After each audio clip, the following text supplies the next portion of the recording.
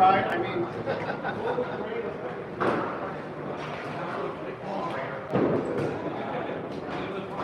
Tony, good luck.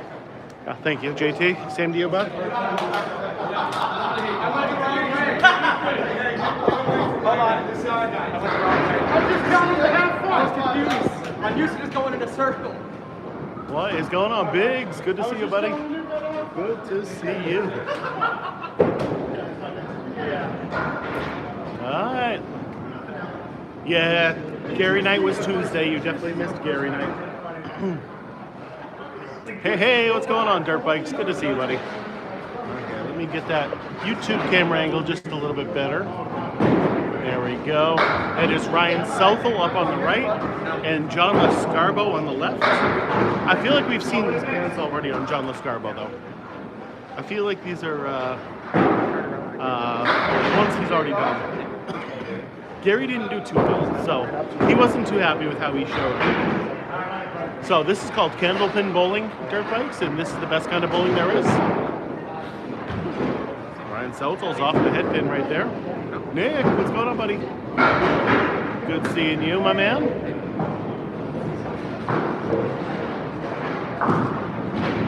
John's got one coming back, so he's just throwing a ball down there to knock it down.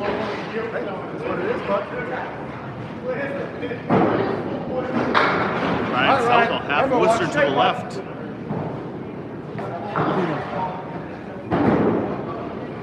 Lescarveau off to the right that time. Good ball from Ryan Southall. Yeah, it's a very regional form of bowling, pretty much only found here in Northeast America and Eastern Canada. So if you've never been up this way, you might not have ever seen this before.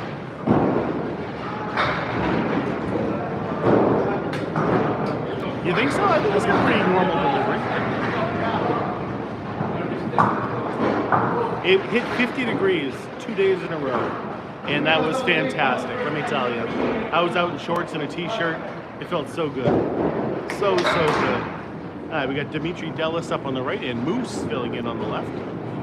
Both guys are subs. Great first ball from Dimitri.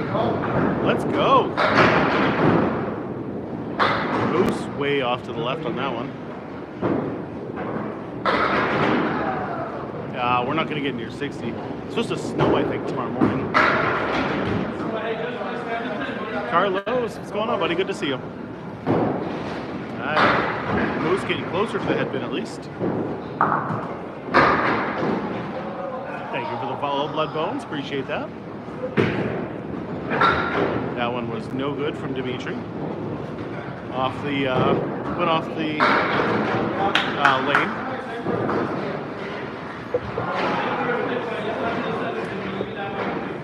There we go. What are you watching? This is called Candlepin bowling, and it is the best kind of bowling there is. Pretty much only found in northern New England and Atlantic Canada. Let's hope no more snow. I'm so sick of snow. Welcome from Alabama. Roll Tide. I'm doing great, GMC. I'm doing great. Riverwalk is a very hard house. Generally, it's considered not the hardest, but right down there with some of the harder ones. Zach, what's happening, buddy?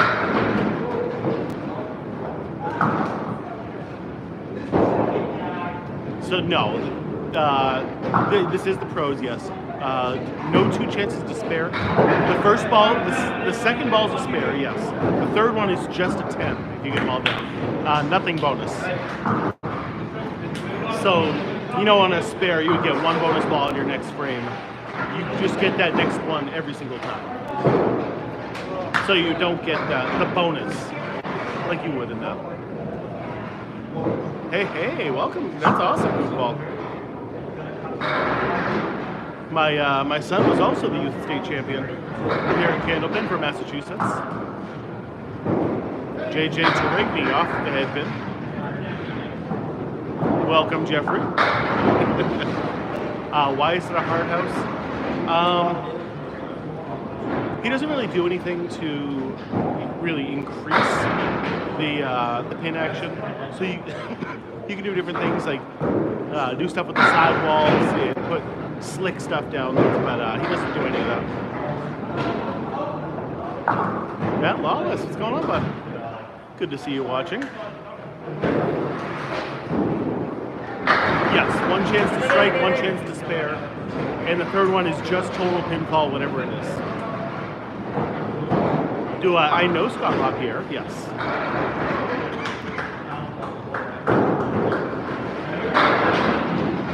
Yeah, Scott LaPierre follows me, and I've seen him a few times at different pro events. Gem Sport, what's going on, buddy? Good to see you. Only one like so far on YouTube. Are you kidding me? 57 people watching. Let's get those numbers up. Uh-oh. That one looked no good. That one looked no good to me.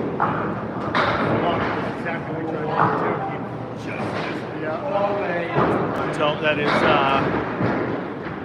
T-Money's son up there on the left. That is Dom Paladino.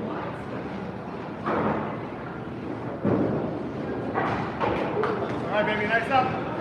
51 chili peppers from Manboy. Let's go. Yes, strikes are very hard in Candlepin bowling. Your average pro bowler only throws a strike about once per game. There is no scoreboard here, Chris. I'm sorry. It is still pencil and paper here at Riverwalk Lanes. Oh, but when you do hit that strike, Dan Dango, it is a fantastic feeling. Okay? It's not like you're doing it every single time, so when you throw it, there is a strike right there. Look at that. When you actually get one, it feels fantastic. It's actually the opposite. You know how you were saying it's unsatisfying. Come on, almost. Come on! That pin wants to fall. It wants to fall. A little bit of a backup ball there for Jeff Buggea. You don't normally see that in Candlepin. It's always nice to see it.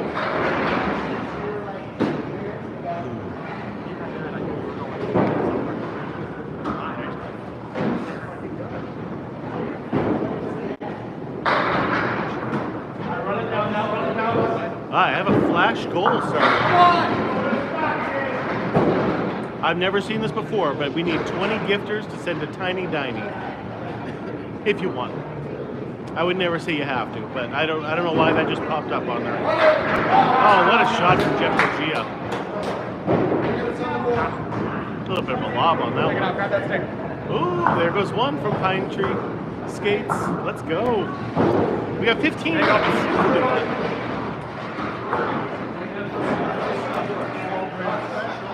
Yeah, we got Mark Ricci, captain, on the right-hand side against Chris Cass, captain of Lafayette.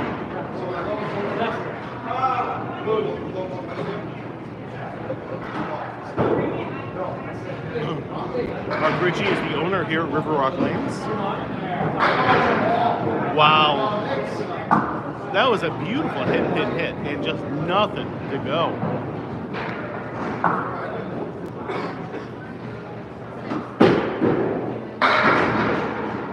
No, not necessarily. You still have, you can hit it either way, the Four Horsemen.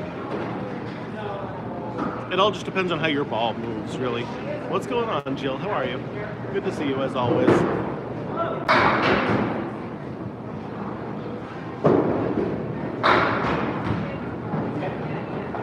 Jill with the heart me, thank you, thank you.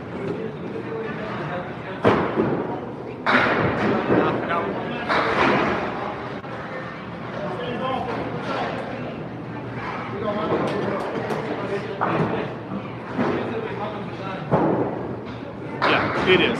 Riverwalk is, like I said, a harder house, for sure. What's going on, Ernie? Good to see you, buddy.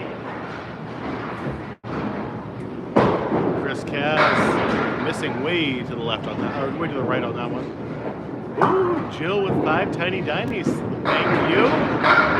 That means we are just a few away at this point. they're definitely having fun, but you don't want to show off too much. Not in the pro league usually.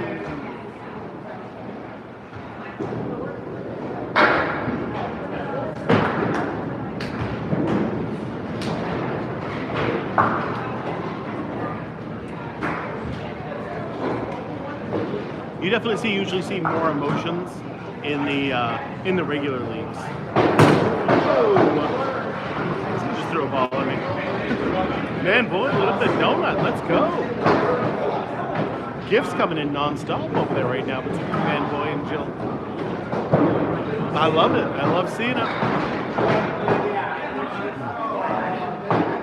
They're switching sides is what they're doing right now, if you've never seen this before. The ball return is on the outside. So after each bowler does 2 frames, they have to move all the balls left to right. I am defending the belt on Sunday. Yes, I am. I'm assuming we're going to load it up with 24 bowlers on Sunday. Right, Mark? What? 24 bowlers on Sunday. That's what we're going to get. Yep. You're going to turn people away.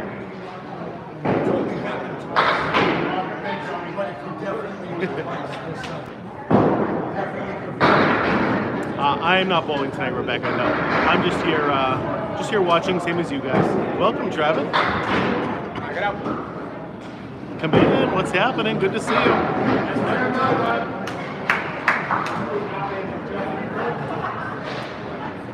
No, I'm good enough to fill in, but generally not be a full-time member in this league. What's my average? About a 105 right now. Heart me's are very, very important. TikTok loves the heart me's for whatever reason. Oh, John Lescarveau just missed that one. Whoa! Paul Grant's looking for his money right there. Hoffa with the heart me. Thank you. Man, gifts are rolling tonight. Oh, that is a tough box right there for Ryan Southall. That is just a 6. I feel like we've seen these pants before, though. I thought we were going to have new pants every single week. That's what I was told. Patrick, this is Riverwalk Lanes in Amesbury, Massachusetts.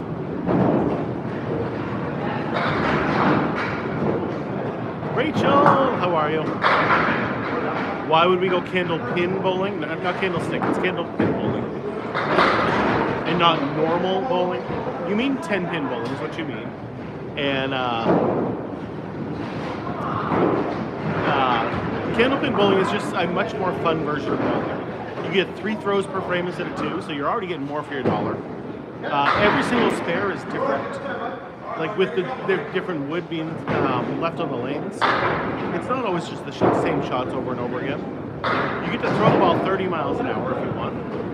And any single time you bowl, you could break a world record. Because a 300 has never happened in this. 245 is the most that's ever happened. So many different reasons to go candlepin bowling. And this is normal bowling here, yes. You're going to have to come up here and try it then sometime, Boyd. 193 is a high single. 193 is a huge score. Who's the youngest bowler in Candlepin?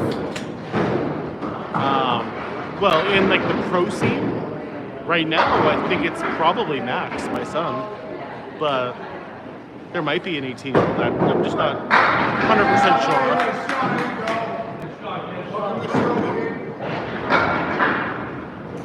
Exactly. Same here, Patrick. That's what I grew up on. 10-pin was big ball bowling, and it was not the normal form of bowling at all. Yeah, we got Dom Paladino up on the right, Jt Lyonnais on the left.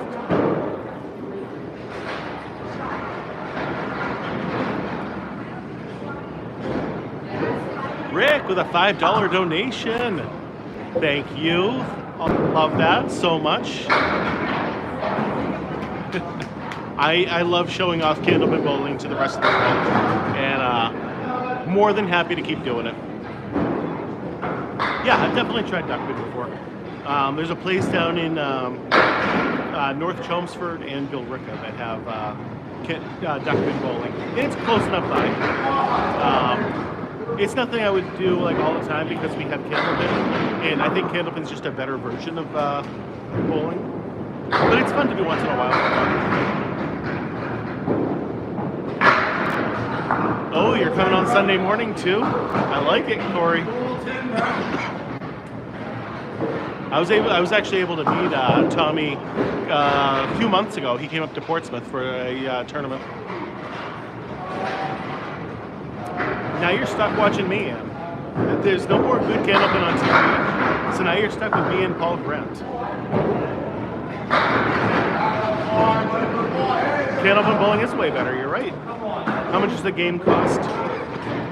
Generally about $5 to $6 per game. Riverwalk Lanes is one of the cheapest places you can go to.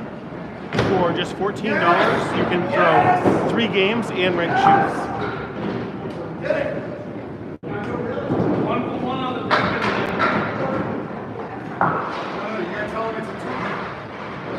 He can't know it's just a tendon. He's like a T-Rex. If you don't tell him, he doesn't know. If you don't move, yeah, he is an incredible bowler.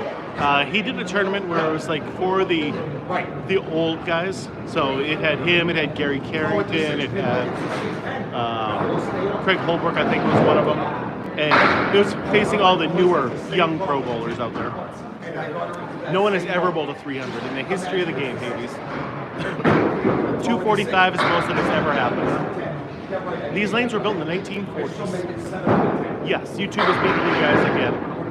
YouTube right now is 141, and TikTok is only down to 100, but it's closer.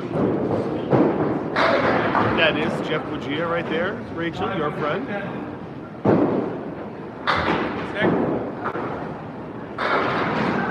There used to be a couple Candlepin places in Florida, but they ended up closing down. Where's Riverwalk? Riverwalk is in Amesbury, Massachusetts. He was very nice to me. Seemed like a very nice guy. But again, he was in, he was showing himself off. So you kind of always, see the best in people at that point. That's what it was. Rachel with a galaxy. Thank you, Rachel. We are trying a second galaxy. Thank you. We are trying to get 15, I think, or 20 tiny dinies. If you want to send some of those, it's 20. We need 18 more in the next 5 minutes. There they are. For some reason, TikTok was like, you need 20 tiny dinies. Wait, we hit the goal. Rachel herself hit the goal. I love that. And Marie doing a couple more just for good measure. Perfect. Thank you.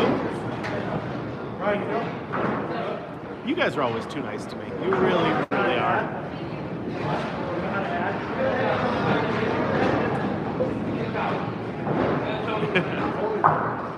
TGIF for sure. We are. Oh man, that was a tough break for Chris Cass. Right on the head pin and left with the check mark off to the left.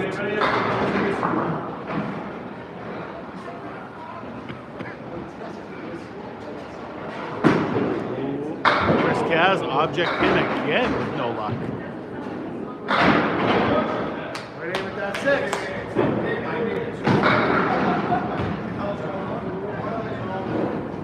Big Z, this is called Candlepin bowling, and it is the best kind of bowling there is.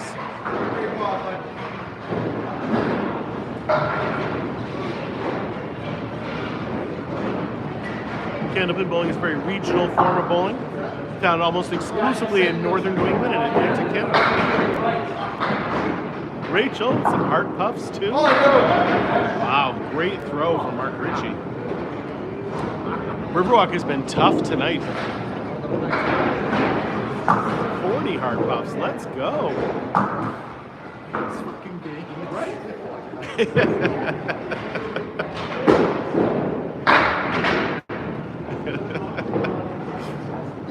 Travis knows least dangerous. He'll block you right away.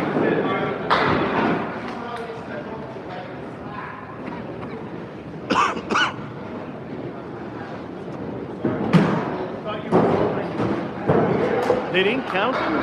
How can they? That's ridiculous. Because, yeah, it says we only have 4, which is not true. I don't get that. Okay, well, you guys did it. I know you did. So I don't understand why it says we did. Yeah, I know you did. Actually, speed and power is a huge benefit. It just wasn't in that instance.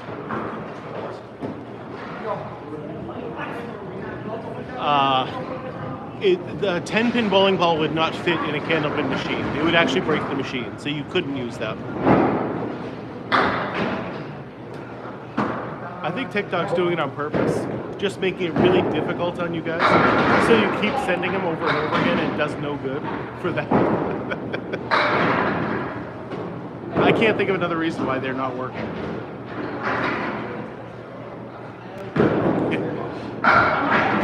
Jeff L is definitely my little bro.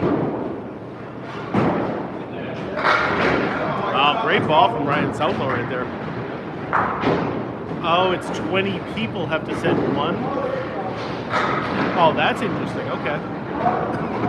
That's a lot harder to get though, if that's the case. Yeah, no, we definitely will, but still.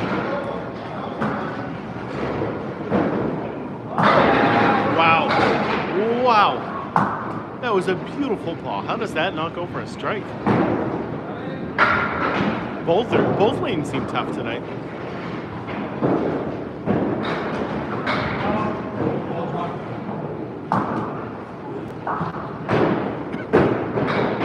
Yes, Brunsnick did do that, but again, you had to empty out the back and make it so you catch it all yourself. That's the only way you could do that. Look at that, Eddie sending a tiny tiny, David sending a tiny tiny. No oil on the lanes. Nope, these are just straight dry lanes.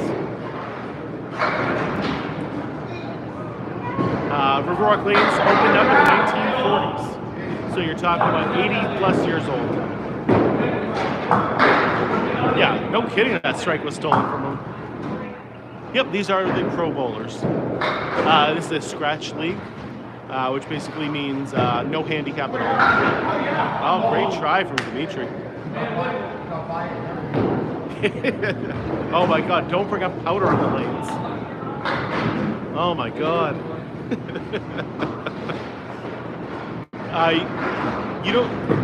Throwing two-handed doesn't really help.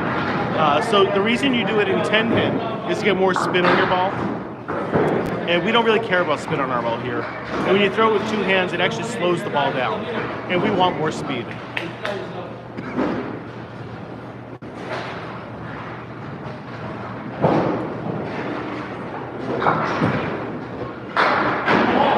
Wow, another fantastic ball right there on lane 6.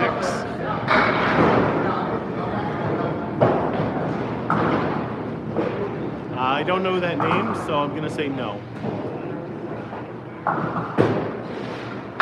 There's a great ball from Dimitri.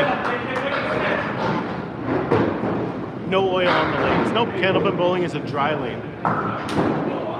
There's a lot of skill in this. It's just not the same skills that you would be used to from 10-pin. And 10-pin, your skill relies on learning the oil and getting your hook to go the exact way you want it to get strikes. In Candlepin, your skill shows up on your spares and your tens. No oil on the lanes at all. Nope. Yeah, the only thing you don't want to do, Pink Kahuna, is hit it straight through the head pin, because you will just punch it straight through. So if you...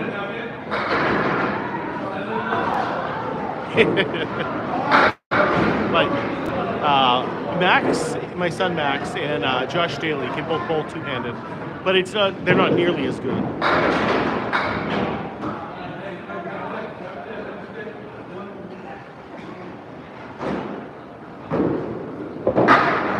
Good guy from Dom Paladino right there.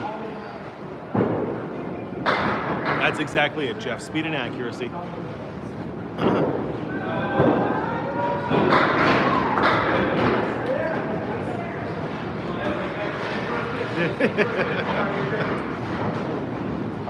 People ask the same questions over and over and over again, Instigator. I try to answer every single question I can. It's always someone's first time.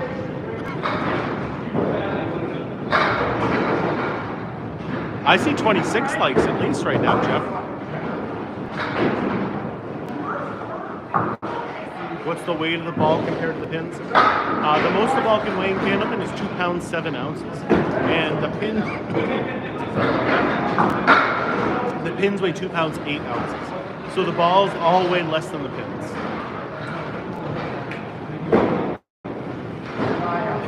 Olive oil on the lanes. I said before we use baking grease on every other Monday. We actually get to use the fallen pins to make our spares and our tents. It is the only form of bowling where you get to do that. You keep score the same way as you do in 10 pin. First ball is still a strike, second ball is still a spare. The third throw is the only difference, and it's just total pinfall only. I do have this much patience outside of the live. As long as, for the most part, I have this much patience. Certain things can get on my nerves, but for the most part, I'm a relatively patient person.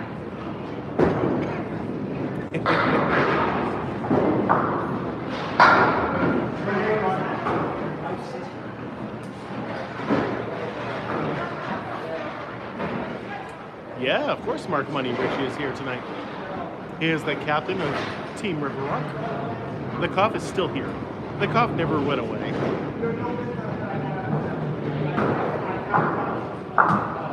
But I brought my cough drops with me, and I have drinks next to me. Great ball from JT. So I'm hoping that they don't keep bothering you guys. I will be defending the title Sunday morning at 9:30.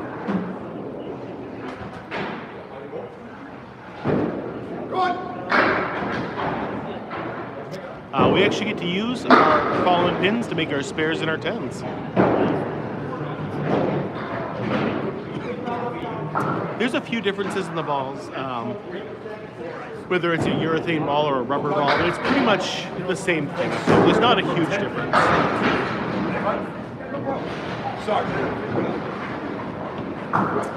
Cowman, there's a line out there, right there, that is called the lob line. That's 10 feet out. Your ball has to make contact with the lane prior to that, or else it's a foul ball, same as if it goes in the gutter.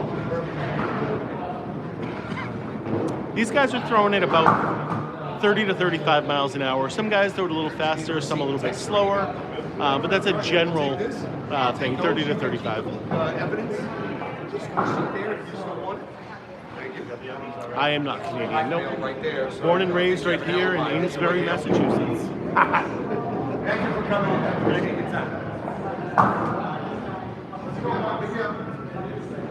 Mark Ricci's taking care of some open bowlers at the minute, so you had to do that for a minute.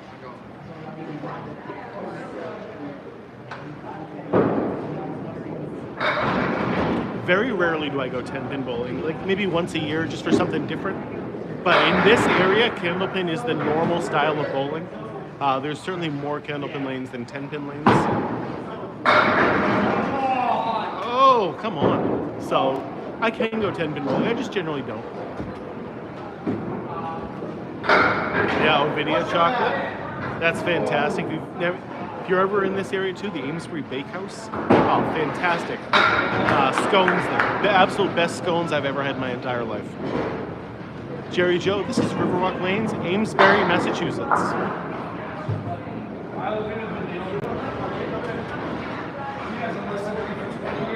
Yeah, Market Square is absolutely chef's kiss. Yes. Everything right around this area is just amazing. I go to Andy Mann's more than any other place in Amesbury except my house, I think.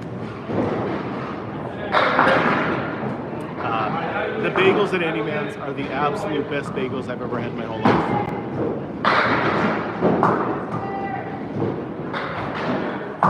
This is a good close match for sure. Hoffa with some chili peppers, thank you.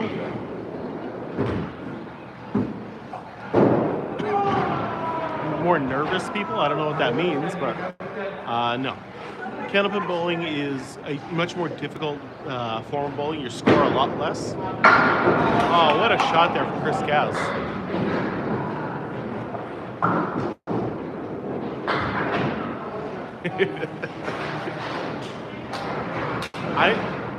I could try New York bagel, but I'm telling you, Andy Mans are amazing.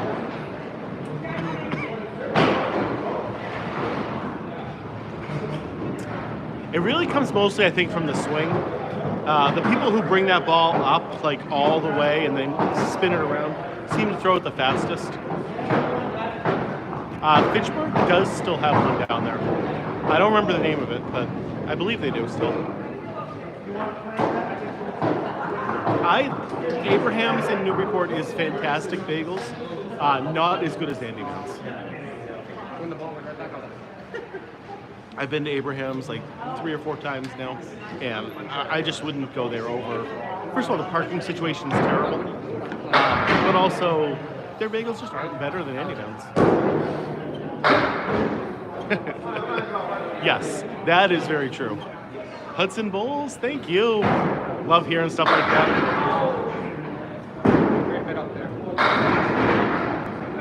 Yeah, I believe New Palace was there, yeah.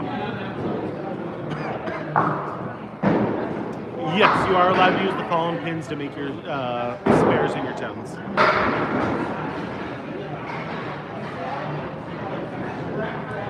Is there any 10-pin pro bowlers?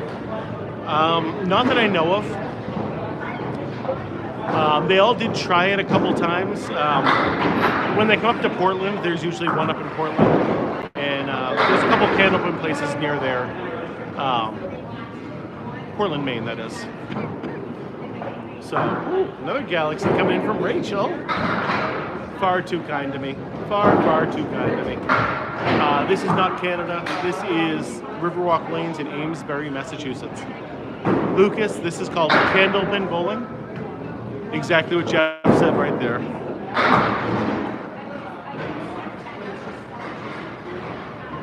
$25-3. Mrs. Magic is actually at that game tonight. Her and her cousin are at that game. So she must be very happy about that because she gets a lot of anxiety when she watches the Celtics game and they're losing. So because it's a Canadian and American game. So if I were to turn the camera just a little bit off to the side, you'd see, hold on, there it is. The American flag is just on the other side. Oh, there's a strike right there. So we just have one of each flag up there. Well, I mean, the Cavs are in first place right now, but they're playing in Boston, so they're gonna have a tough night.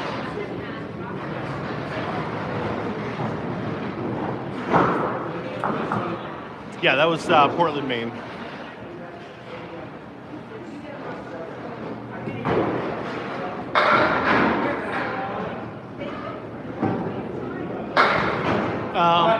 There's been a few 10-pin bowlers that I've talked to, and I would love to challenge some of them to do like 5 and 5. That'd be a fun thing to do. He does. He looks real good. I've never actually met him before. I met his brother Dino. I think it's his brother. Come on! Everybody blow. Well, the pin is still rolling. That's why they're out there waiting. Pretty much this is an all amateur sport. These are the pro quote-unquote bowlers. But it is still a very amateur sport. Looks just like him, so I assume it's going to be some relation. Can I show you a ball up close? Yeah, give me a minute. I'll go grab a ball for you.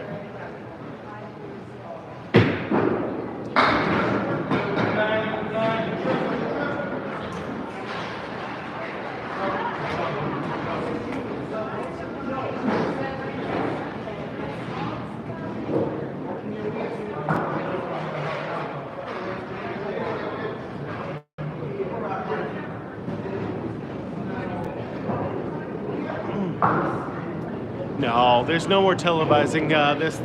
What you're stuck with now, if you want to watch it, is me or Paul Grant, basically. Candlepin Bowling Network or myself. Yes, so this place is pencil and paper still only. Generally, you don't want to curve the ball. Generally, a hard straight ball is the best way to do it. I know very little about 9-pin bowling, other than the fact that that's what it is. I don't know much about 9-pin at all.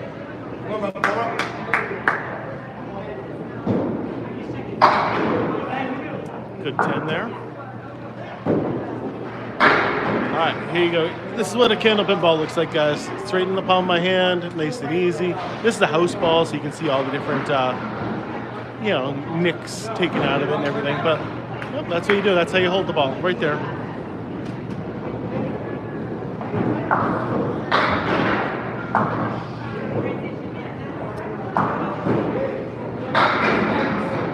Oh, you guys want to see the ball too? Sorry, I have TikTok and YouTube going up at the same time, so I was showing off to the YouTube channel. So I asked to see it. I'll show you guys also in a second. Yeah. As soon as both these guys are done, I will show the TikTok community what the ball looks like also. I love hearing that it's addicting, Shelby. I really do.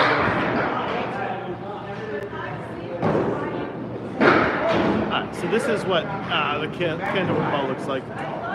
This is how you hold it, just like that. And then when you release it, you want to release it kind of in between those two fingers. That's the way I usually do it. But you can see it's the house ball, so there's nicks, there's scrapes all over it. This ball feels like a 2 pounds 5 ounces. You can go all the way up to 2 pounds 7 ounces. I know, I just showed you guys, I was showing the TikTok. I got 2 different cameras going, so I can't show the ball on both at the same time. There's no holes in the ball.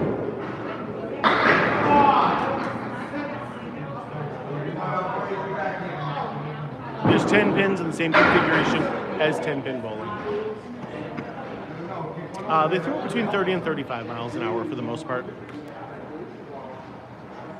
Yeah, Don Gillis was great. I was able to meet Mike Morin relatively recently and became pretty good friends with him. There you go, Travis. We got the skee ball question. Oh boy. No oiling on the lens. Yeah, Zach, you really need to learn how to use the fallen pins to make your spares. That's when you become really good at this game, you learn how to use that wood. Okay, Paul, thank you. Generally, you can just hold the ball. You don't need a glove or any rosin to hold on to the ball. Now the overhand question. That'll be soon. Yeah, this is a very vintage house, and that is a quarter Worcester right there. That is just hitting the 2-pin only. Why is it just an East Coast thing?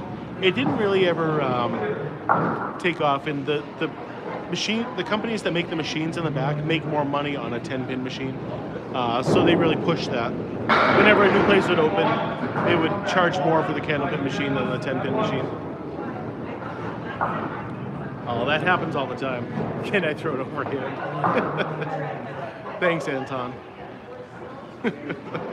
Are women allowed to play this sport? Of course. Why wouldn't they be allowed to play? No, there's nothing in California, I'm sorry. Yeah, this just happens to be a men's league, so you're going to see only men here. But if you watch like my Tuesday league, we had, this past week, we went up against Sherelle Nealand and Jeanette Southall.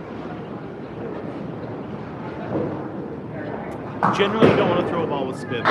Spin takes speed off your ball, and speed actually does help a lot in Candlepin. Need this in Pittsburgh? Yeah, we do, absolutely, I agree. There's actually no Candlepin bowling in Rhode Island, believe it or not, Tyler.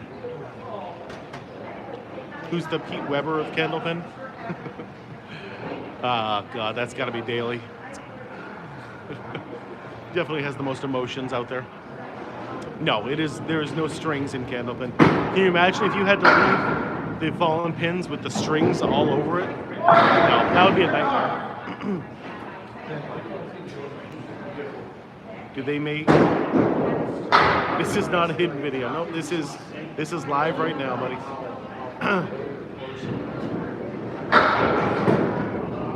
Oh, it's not a Candlepin matchup if you don't hear Canova at some point. Yeah, Rhode Island has duck pin and 10 pin only, no Candlepin.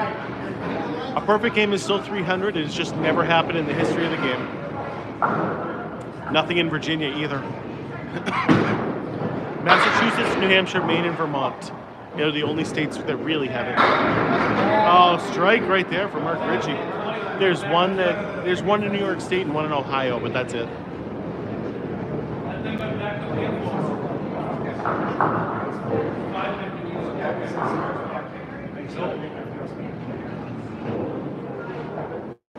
Yeah, Sherelle was fantastic this past week.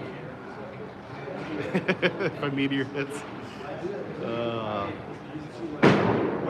I am not going tonight, no.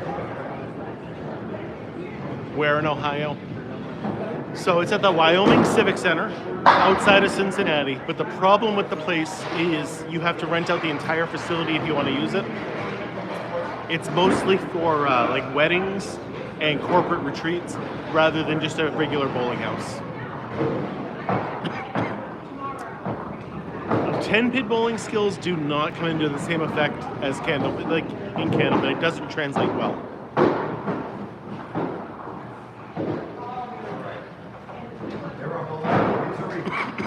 Emily, this is Amesbury. How often do I stream? Sorry about that. Every Tuesday, every Friday, and then some Sundays, but for like consistently Tuesdays and Fridays.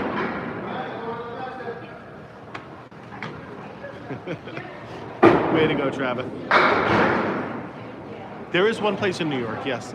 It's at Apex Gaming in Albany, New York. Yes, do it, Chris.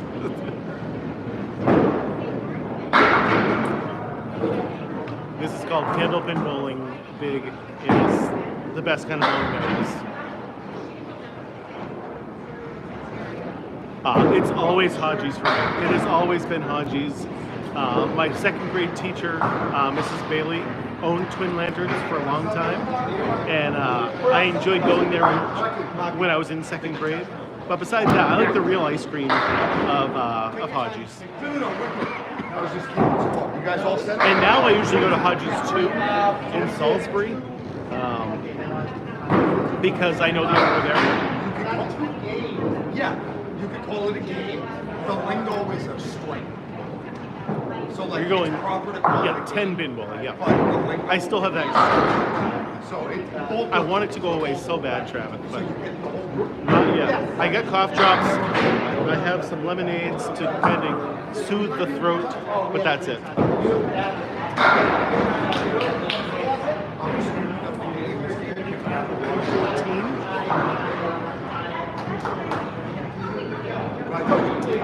Three completed boxes. I grew up in a rough neighborhood.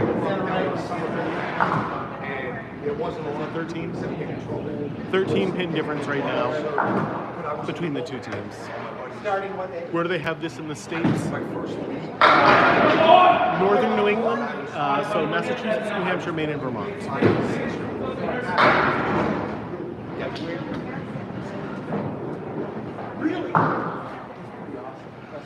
Yeah, like I feel great, Travis, now, except for this stupid cough. So these both of us.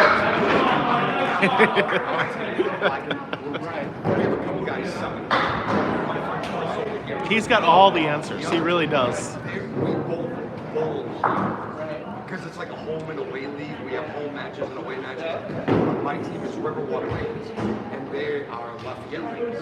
The old neighborhood place. So we're having like a house crunch match tonight. I love it. We have 18 shares right now. That's fantastic. No, we got you the last match, but before that, you smoked us in the last one. Where do I put my money? Where do I put my money? That's on. In your own pocket. Scoring is almost the same as 10 pin. First ball still being a strike, second ball still being a spare, third one is total pinball. Yeah, Jeff typed it up before I could even say it out loud. I hope so. Yeah, well, not even the swing, because the swing in 10 pin, you want to put that hook on the ball, and we don't use a hook here. Is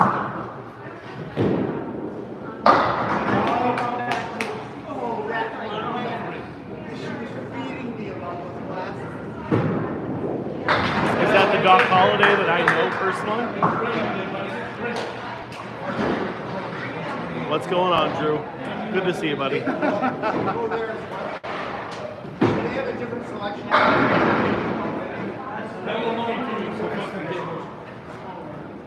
What's the difference between candlepin and 10-pin bowling, Christine? No oil in the lanes. We leave the fallen pins to make our spears and our tens. Obviously, the balls and pin size are completely different. And did I say we leave the fallen pins up there to make our spears and our tens? And 3 throws. Those are the biggest differences.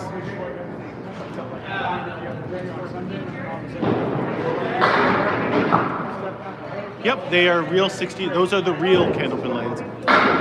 Oh, great ball from Dom Paladino. There are something called mini bowling lanes. They uses a very similar ball to us, but their lanes are like 30 feet long. It's completely different. The ones that I mentioned are actual candlepin lanes.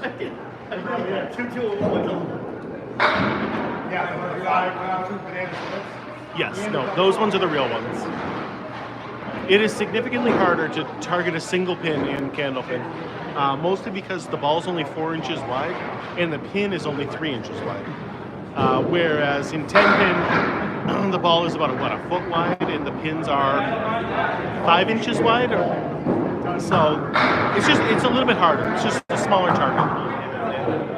These are pro bowlers. This is a scratch tournament, so you want to get the best bowlers that you can. You get to be in Massachusetts is the key, Nick. You're not stuck in like New York, you know? Gross New York.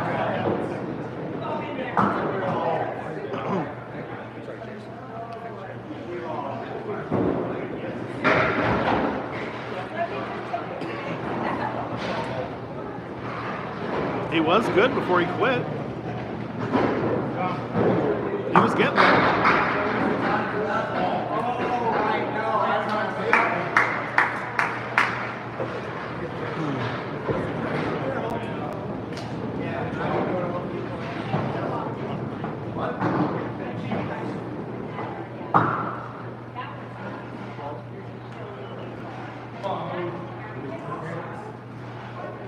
Who's winning? Okay. So Lafayette is up 6 pins right now. This is still the first game, yep. It is a much faster paced game than 10-pin bowling. That is one thing that I like about it. There's no waiting around for your ball to come back. You just grab the next ball and go.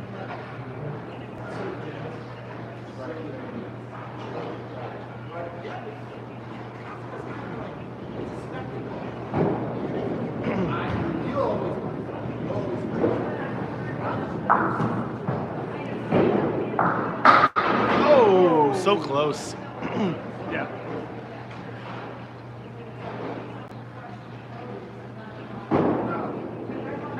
They are 80 years old here, these lanes. Martin, this is not crap. This is called Candlepin bowling. It is the best kind of bowling there is.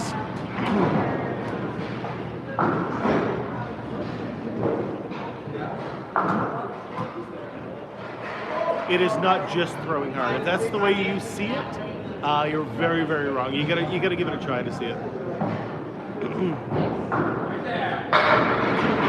You do throw it fast in Candlepin, but that is not what the game is about. I can promise you.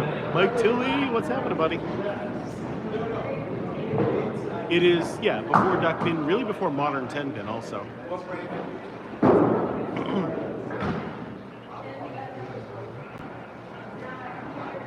JT on the headpin. Oh, that was a great try. He had to be like a half inch over to the left.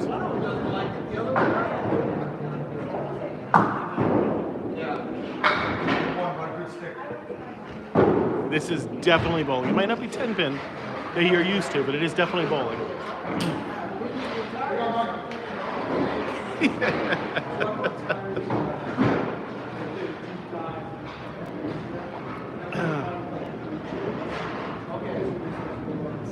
Yes, if you can leave up a bunch of pins on the lane, yeah, that is generally a good thing. It does make spares mostly easier. Sometimes the pins can be a definite roadblock, but most of the time, fallen pins help.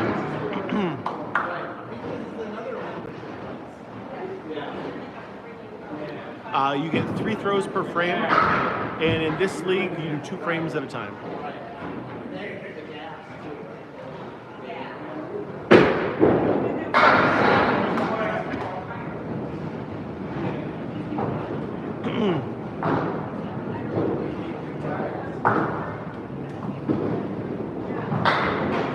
Yep. Yeah, duckpin bowling is definitely in the Mid-Atlantic, and Maryland is definitely right there, right over there. Yeah, Chris Guys does a big bounce on his ball when he throws it.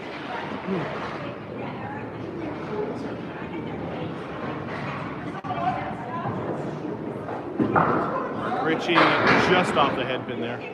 Yes, it is still hand scoring, pencil and paper here at Riverwalk Lanes.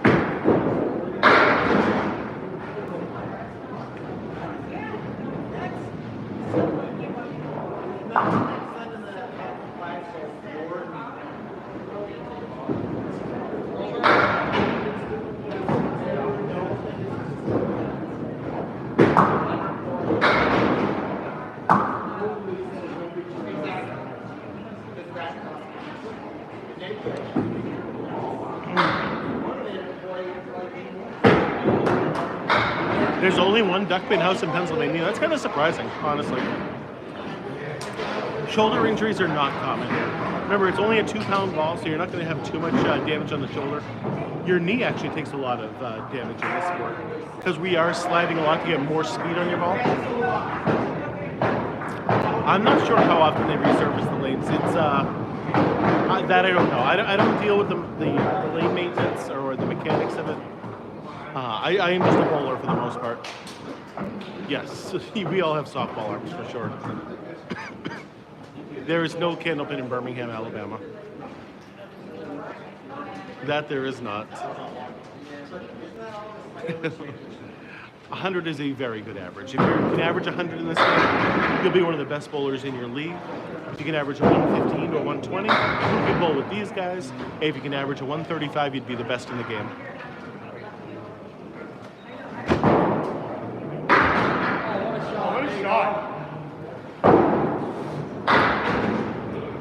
If you can show me the lane and send it to me in a private message, I'll believe you. But I know basically all of the Candlepin houses that are not outside of this area, and there's only 2 in the whole United States outside of the New England area. Yeah, please do. Most likely it's duckpin or a mini bowling.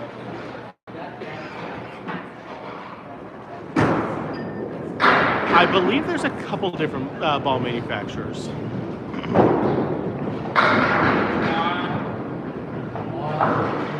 Candlepin was televised a lot back in the 70s, 80s, and early 90s. There is nothing in Wisconsin. Candlepin bowling is pretty much only found in northern New England, Massachusetts, New Hampshire, Maine, and Vermont. And there is one in New York and one in Ohio, and that's it.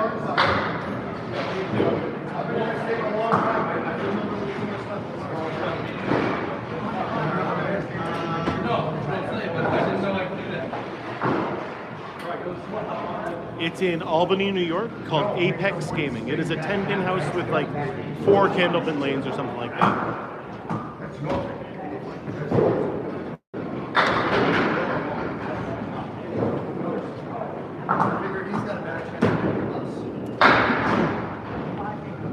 I called him the Juggernaut at one point. Ryan the Juggernaut, Southall. Where did this originate? Worcester, Massachusetts. What's the difference between this and duckpin?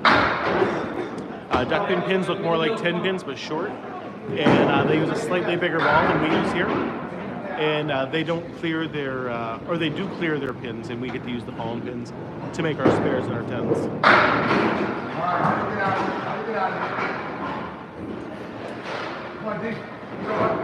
Outside, other than Canada, there's no other place that really has this. I was told there's one in Germany, but I'm not 100% sure of that. I've never gotten confirmation about that.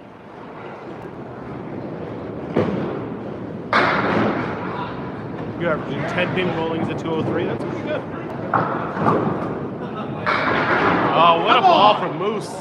How does that not go?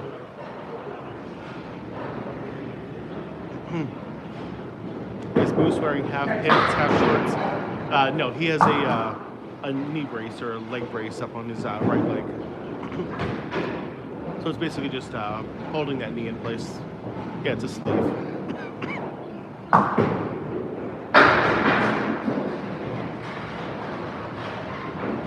Interesting. Okay.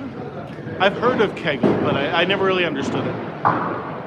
You are Dad's Games. I did that the last time you asked. Is that little wrench next to your name? That means you're a mod. Yeah, I did that like the last time. Yeah. How dare you say that I did not do that? Yes.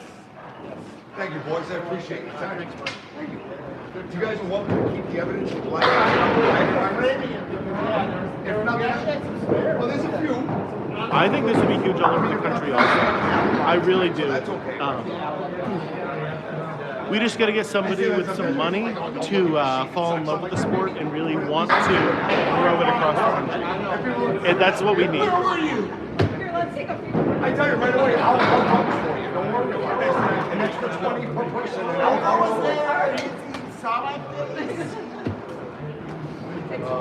absolutely, guys. Thank you for coming in. I hope so. It was a pleasure. Yes. Gentleman right there took care of that. It was a pleasure to meet you. Absolutely. Great. I'm going to put you in touch with a friend. Would be awesome. No. You know what, Cam, man, you're right. You are now a moderator as well. Some rich guy with a breadfruit. Yeah. Well, that's not me. I can promise you that, Nick. I am as far from rich as they possibly can be. I haven't seen you here enough, Kill. So I can't add you as a moderator yet. There's no high school Candlepin teams. I don't know why. There really should be. That's a nice ball from JJ. A certain cousin would have enough money to really grow this sport. Yes. I am. I do have plenty of friends and family. What's going on, Mud Racer? Good to see you, buddy. Jason.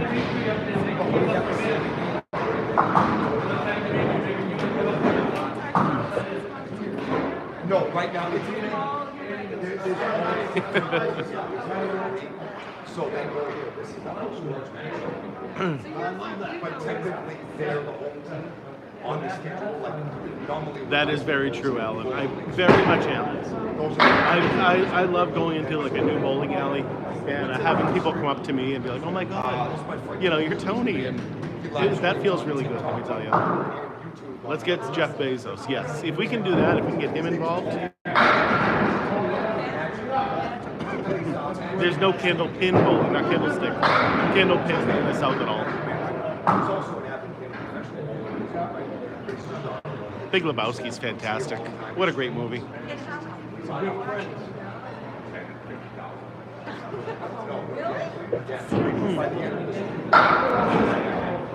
Game Time in Industry is a fun place, yes. I am very upset with what they did to Candlepin, where they took out 16 Candlepin lanes to put in 12 10-pin lanes. And almost always when you go there, the Candlepin lanes are sold out and the 10-pin lanes are wide open. Oh, someone was talking about Big Lebowski. TikTok, Tony Magic. Tony Magic Man. I'm hyping you up big time. Big time. He wants to come. Well, when he gets a cut. Oh, good. There you go. Advertising his Exactly. Yeah, pretty sure riverwalk lane appears in the frame. Yeah, there you go. Oh, where's Sean? Need. So, you know, You're gonna have to come up here and try it sometime. I wouldn't suggest coming up here in the winter, but maybe like spring or summer. Great time to come up here.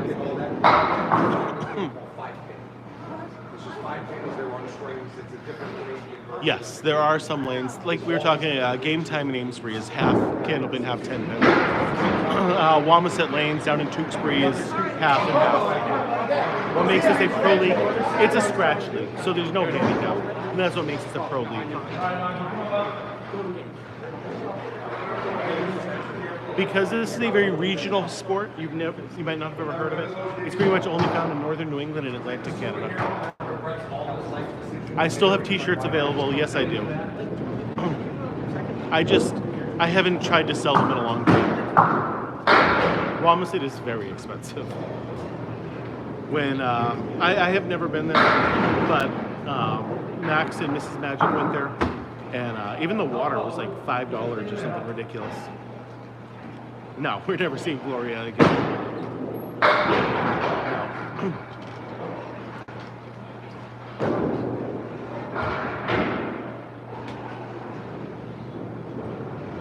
Yeah, maybe I should. I have probably like 40 or 50 shirts left over. Mostly large and extra large at this point. Gloria Stitz earlier, trying to say that without it sounding terrible.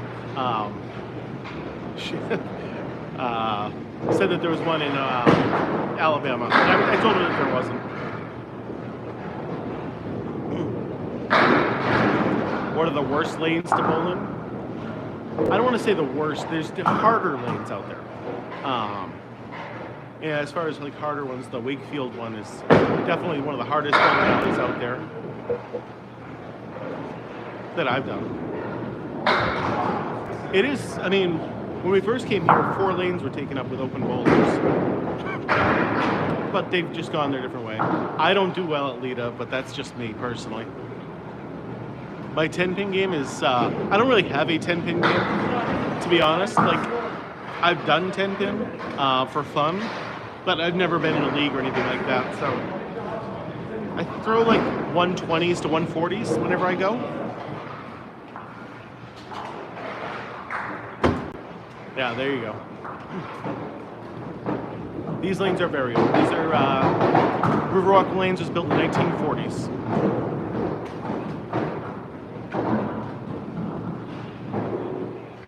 There was one that Sherelle was saying was really hard. I don't remember the name of it though.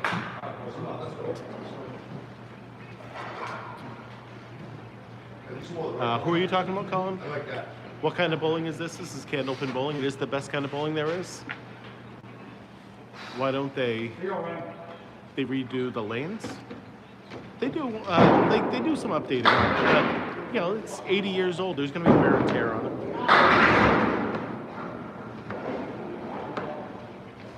I know every time I go 10-pin bowling, it does mess up my Candlepin form, so I understand that.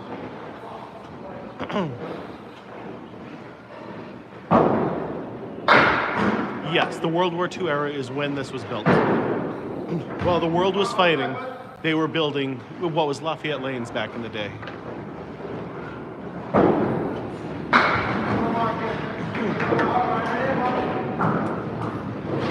He did get some synthetic lanes that he was thinking about putting in at one point, and then he decided against it for whatever reason. He wanted to maintain that vintage feel.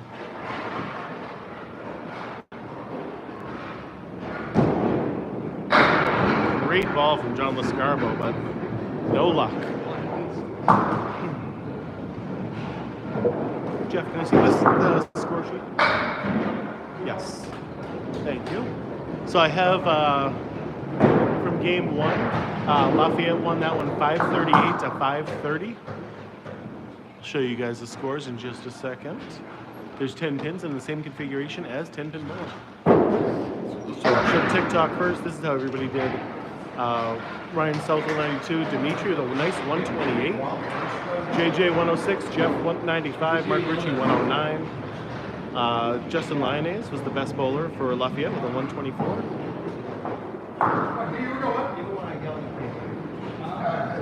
And then I'll wait till they're over again, YouTube, and I will show you guys in just a second. It scored almost the same way as 10-pin. First ball is still a strike, just like in 10-pin. 12 strikes is still a 300.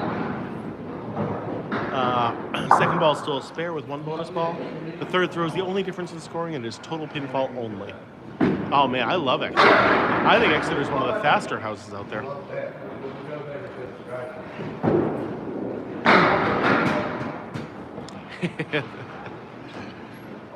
They want to know where they can get pants like you.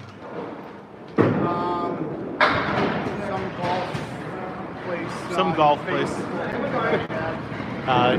Here you go on YouTube. These are the scores from game 1. With the big showing is Dimitri Dellas with a 128 and JT with a 124.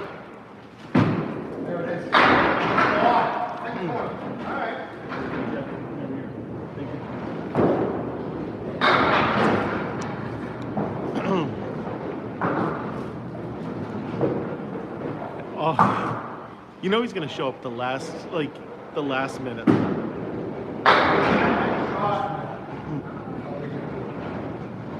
Tuesday, Friday is when I'm live most of the time. Is Dover Bowl still around?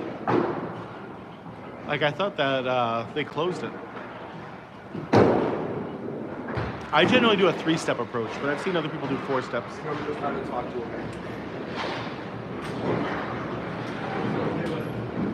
Yeah, no Max tonight. He's hanging out with his grandmother tonight. What's going on, you? Her and Brianna were having girls' night. Chris Dawn was sleeping over his buddy's house. They're being idiots somewhere over there. So they're going there when I was Mexican. Oh my. No. I can't do that. I can't do that to Lee. He does such a good job muting people.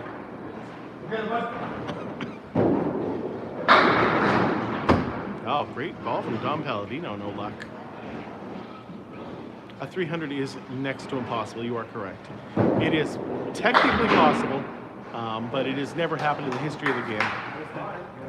Do I have groupies? No.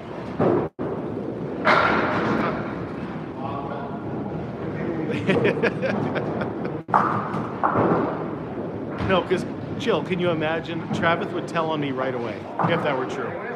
Travis would tell on me right away. Yes, it...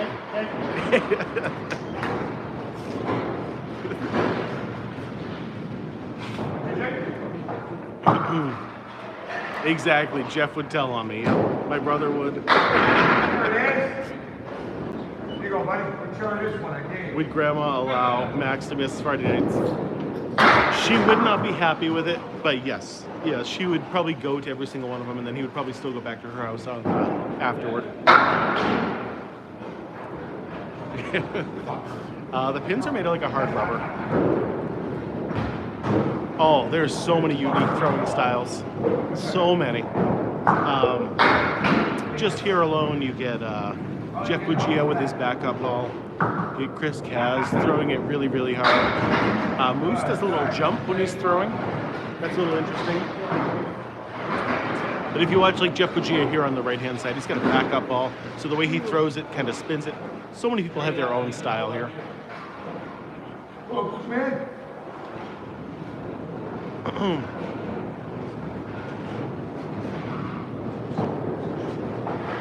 The lemonade is flowing tonight, Renee.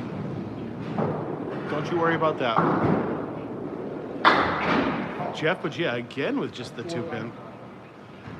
Second time tonight he's done that. Get all back.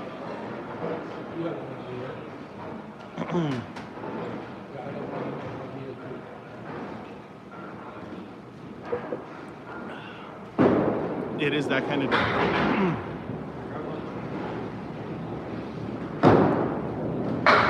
JT with a great try on that one. That is exactly what you wanted to do. Is Daly the best in the world? He's certainly very good. Top 3 for sure. Top 3 right now. Is what legal? Everything they've been doing up there is legal, so. That's all in that time. These kids got no patience.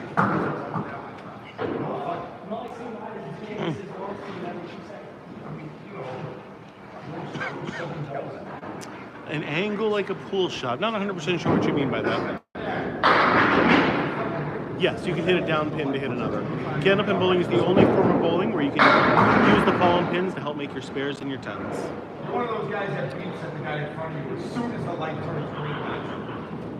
Like the light's been green for 3 milliseconds. Go! When is the singles worlds? The men's singles is in November, and then we have a mixed worlds in June.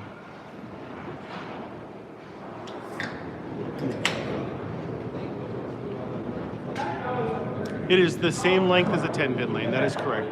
60 feet long. I feel like Ryan Southall has a cross alley shot with his throw automatic, like every single time. No one has ever thrown a 300 in the history of the game, Edwin. 245 is the most anyone has ever gotten. That is how hard this game is.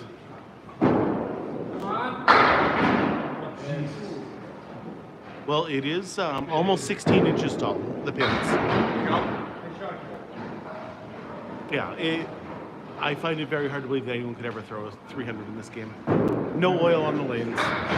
That's why you saw Mark running down there and not worrying about it.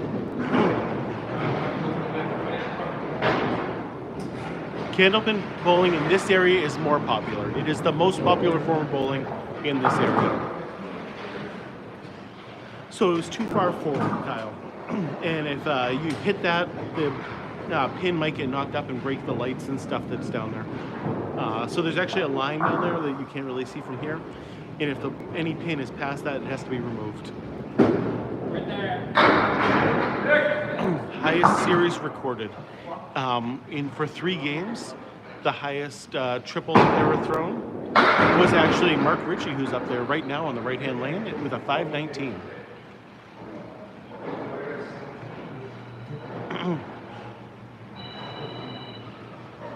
Why are the balls so small? Because in Candlepin bowling, we use a 4-inch ball. This is not an easy game.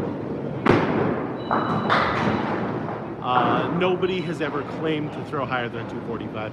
I mean, Carson does. Carson said he's done that before. But that's just a TikTok guy.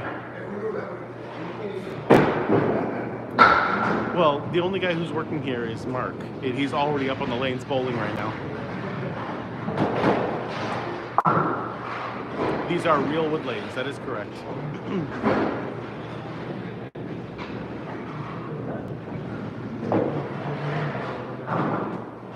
A 500 series is crazy. I would love to record one of those.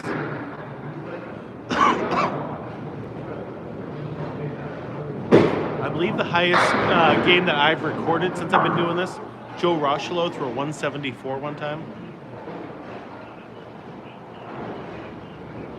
This is Riverwalk Lanes in Amesbury, Massachusetts. Does Max go to school? No, Max did not go to school. He graduated and decided college was too expensive.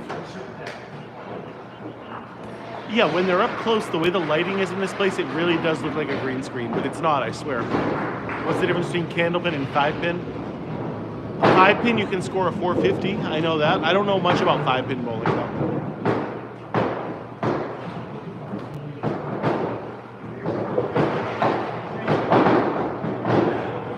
She might have for a little while, but I think Joe Rochelo's 174 is the most that I've had.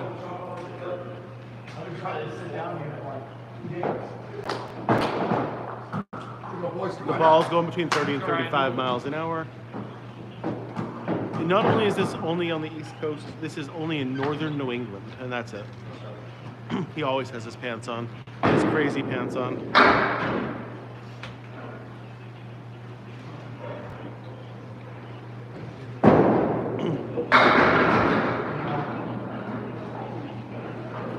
This is Candlepin L.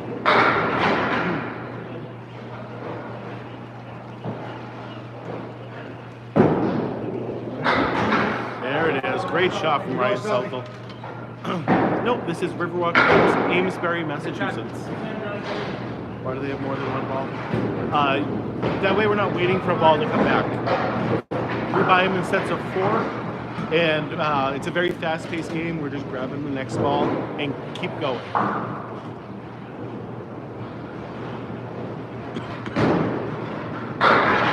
Yeah, Ryan Southall is a big man, for sure.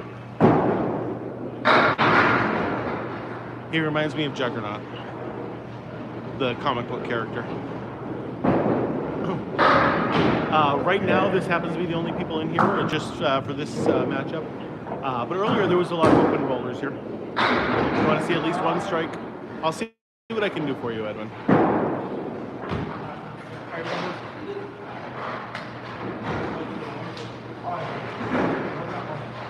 But if more open bowlers came in, they could definitely do it. Of course, we remember Candlepins for cash every Saturday. There's no oil on the lanes. A little over 1 kilogram then. You do get 3 shots. First ball is still a strike, second ball is still a spare, your third ball is total pinfall only.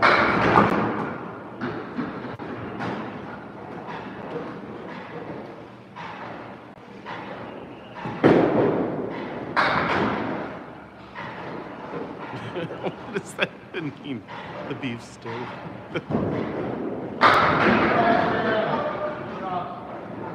Nice spare there for Dimitri.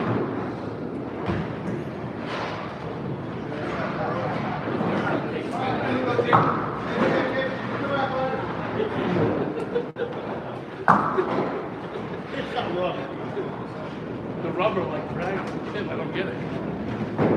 Moose on the head pin. Punching straight through. Always happy to teach more people about Candlepin bowling. I understand it's a very regional thing and most people don't know about it. So always happy to showcase it for you.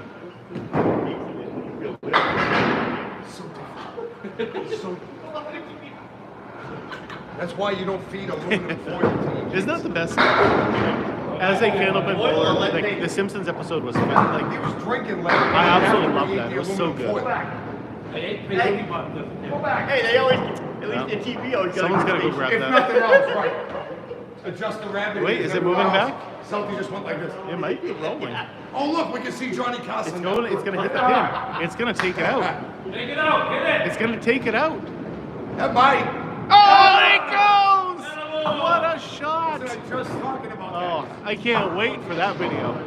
I can't wait for that video right there. Hey, that a boy, Dick. Let's go.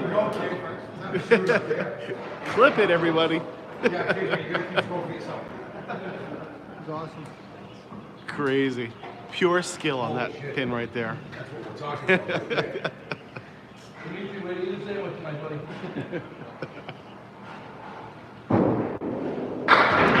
Justin is here, yes. If you mean Justin Lyonnais, yes. Travis with 21 chili peppers, thank you. You're allowed to walk in the lanes if you are going to grab a pin or do something like that.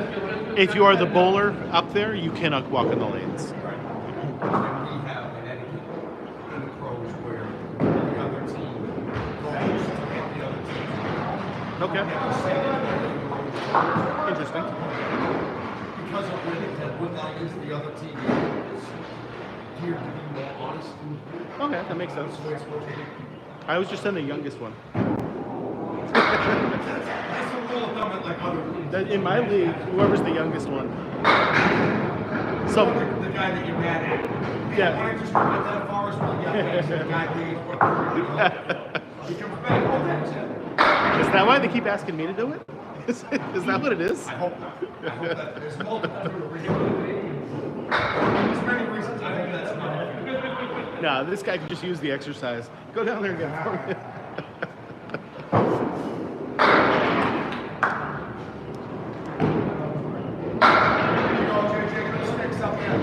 Oh my God, we don't know the. Yeah. How much is lob line enforced? You have to call it on yourself, the lob line. No, it's not very enforced. It should be, but generally you have to call it on yourself.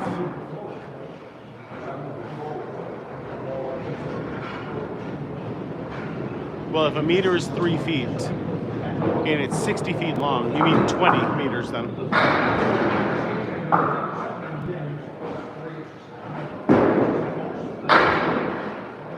You call him Justin? Isn't it JT? Everyone calls him JT around here. Yep, most alleys will have lane. Oh, the lob line. Yeah, the lob line is 10 feet out. So yeah. This isn't a tournament. This is a league. It is the pro league. Chef. It is Chef Justin. Yes. Okay. He is a chef.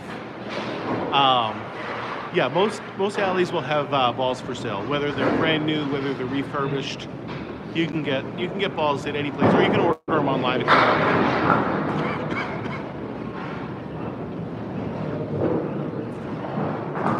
Candlepin bowling, where it is the most popular form of bowling. So it's pretty much in Massachusetts, New Hampshire, Maine, and Vermont are the big 4 states that have it, and it is the most popular form of bowling in that area. Tell him Chef Sam says clean it up, kid. I will do that. Stuffing hole.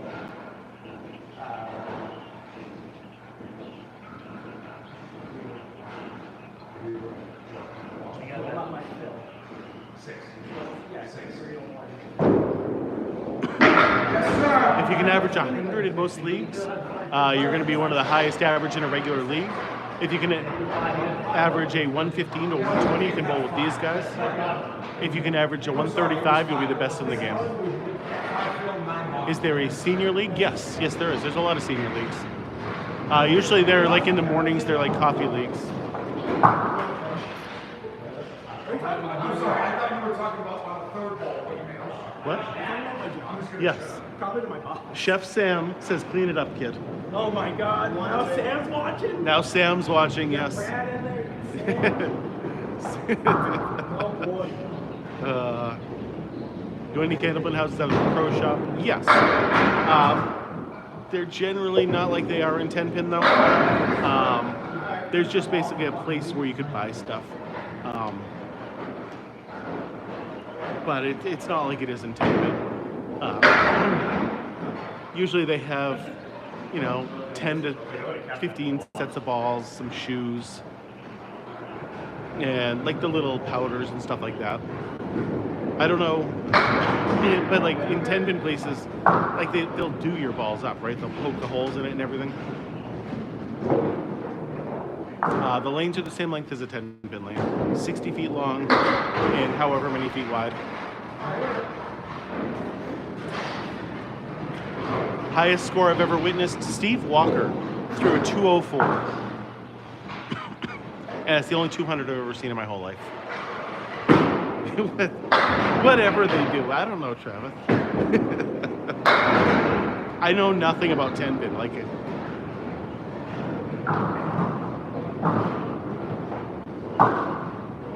Yeah, most people throw it straight. Drill, okay, drill. Max is still 300, yes. Do you have a designated bowling bag? I mean, yeah, I have a bowling bag. Everybody has their own bowling bag that carries their balls and their shoes.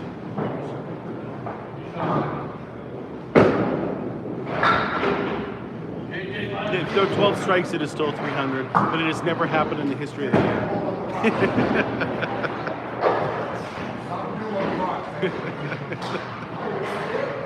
How many leagues am I in?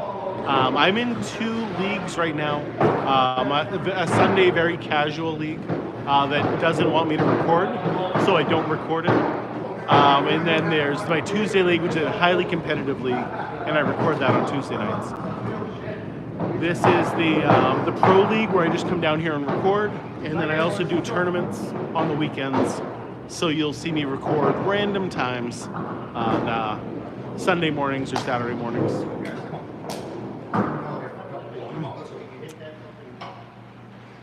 There has never been a 300 game. That is correct. I look at a certain spot. I don't really do that. This league, that league. Yeah, I know. I'm sorry. I won't be doing that league ever again, Travis. So I'll still be in a second league. I just have to figure out what league that is. The guy who just bowled last, that would be Mark Ricci? Yeah. No? Who bowled before Ryan? What? Who bowled before Ryan? On our team? Yeah. Me. Yeah. So Ryan's the leadoff. Yeah. We started the season bowling third. That's what you have to do sometimes. Sometimes, yeah. I'm not a huge fan, No, but sometimes you have no choice. that was Mark Ricci who was up there then. What's the highest that I've ever gotten? I got second place in a like 50-person doubles event for the amateur bowling Candlepin tour, and that was a pretty good payout. That was a couple $100. It's the most I've ever gotten.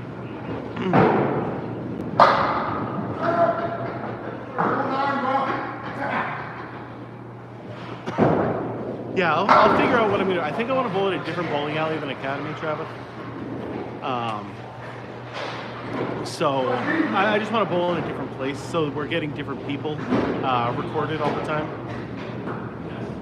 So like maybe go to Metro or Exeter and try something like that. Do I miss the ACST? A little bit. I enjoyed doing the ACST when I did it. But just too much drama for me in that, so we won't be doing that anymore. Yeah, B, good to see you again. That guy in the cool pants is the GOAT. Yes, he is.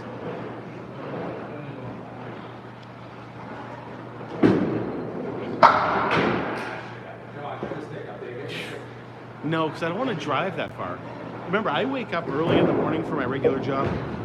So for me to go to the South Shore for something and then have to get up at 3 a.m. the next day, that's terrible. I do not want to do that. Just missed, what he just missed. Why? Here we go. I gotta go back and get that. How about those Celtics? That's what we got to find out, because Mrs. Magic is watching the Celtics game. She's actually live at the game right now, so. Do they have this in the UK? They do not, Mr. Man. I'm sorry. No, this is a very regional forum for bowling. Very small area.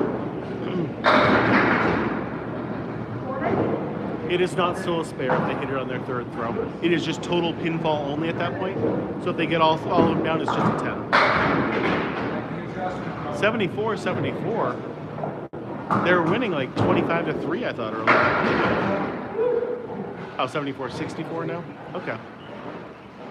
That's better.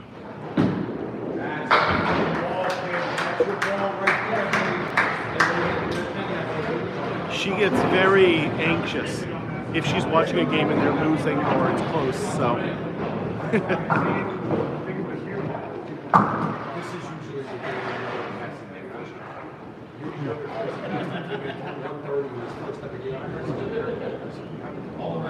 There is no scoring monitor here. It's still pencil and paper here. Big kahuna. JJ on the headpin.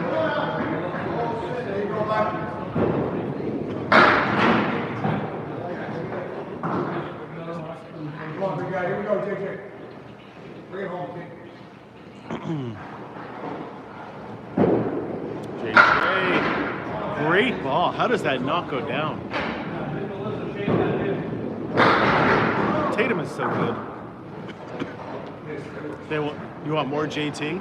You're the only person who wants more JT. I heard that.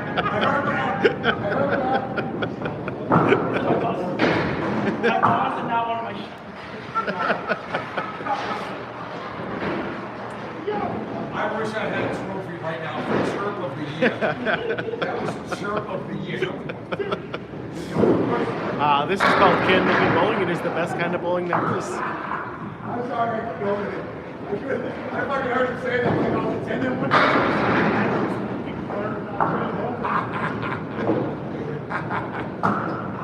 Oh, for fuck's sake, JT. You want to know everybody who's on the home and away teams? Riverwalk Lanes today is Jt Lyonnais, Ryan Southall, Buggea, Mark Ricci, and Dimitri, dellas. On the home team, which is Lafayette, we get Jt Lyonnais, Paladino, John Lescarveau, Chris Cass, And somebody else. Moose, that's right, Moose. There's no Candlepin in Vegas, I'm sorry, no. 100% agree with you, Nick. And then if the game is like 15, 20 points, it's not even worth watching in the last 2 minutes.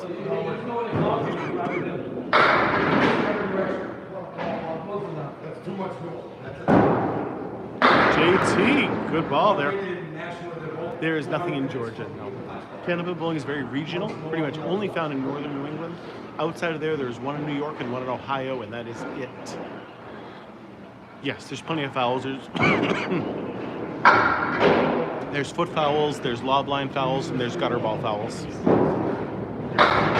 Oh, nice try. He just missed that piece of wood, though.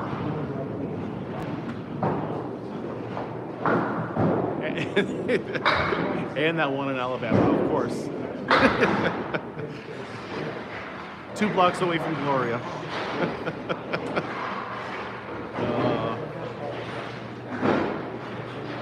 Hi, I'm going to say one of these two guys is going to throw a strike right here for you, Presley. Okay? One of these two guys is going to do it right here, right now. It is in Albany, New York, at Apex Gaming. Oh, okay. I tried for you. Nearest one, closest to Vegas, would be, I guess, Ohio. But generally, at that point, you might as well fly over to Massachusetts, where you have a variety of places. Correct. If the ball has to make contact with the lane prior to the lob line, or else it's a foul ball, it can bounce over the lob line, and it's still legal. But it has to make contact first.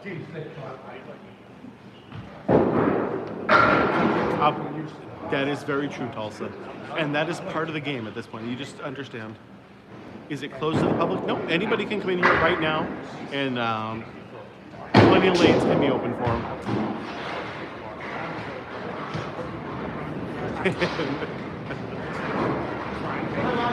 Well, it's not bowling. Is he a good chef? Is that what it is?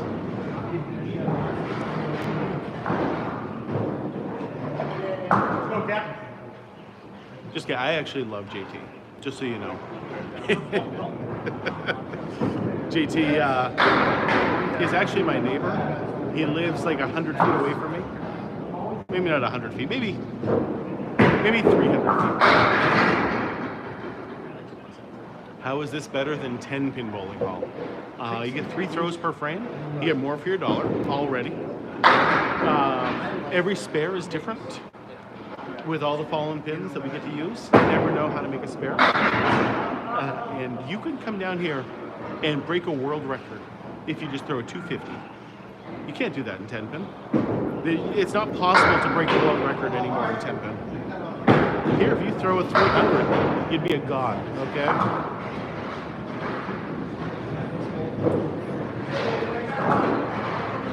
I gotta get up there, Tyler, and try some 5-pin.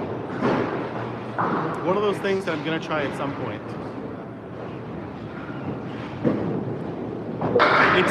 It takes different skill than 10-pin. That is for sure. It's almost the same scoring as 10-pin. First ball and second ball are still the exact same, so if you throw 12 strikes, it's still 300. That third throw is the only difference, and that is total pinfall only. Faster pace, too.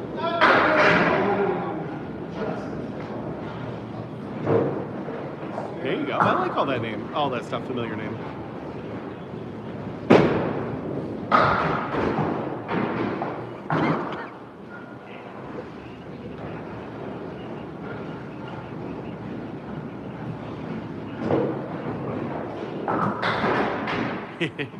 No, if you'd get more than a 40, probably. You'd probably, especially if you are a 10-pin bowler, you'd probably get at least a 60, would be my guess.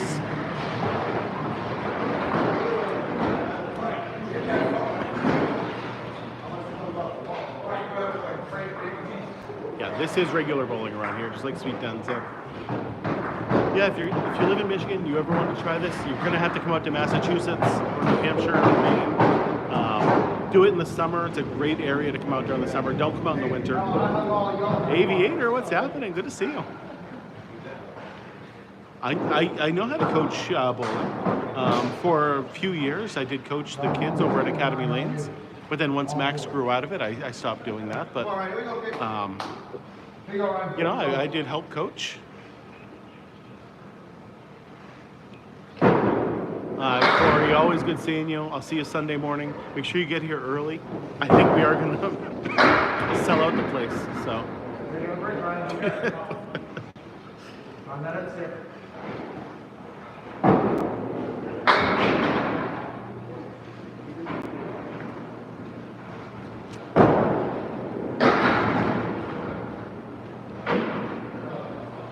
Of course they do. Especially with just how much I like advertise it and kind of show people like what it is all about. I think we're just going to get a lot of people to come down.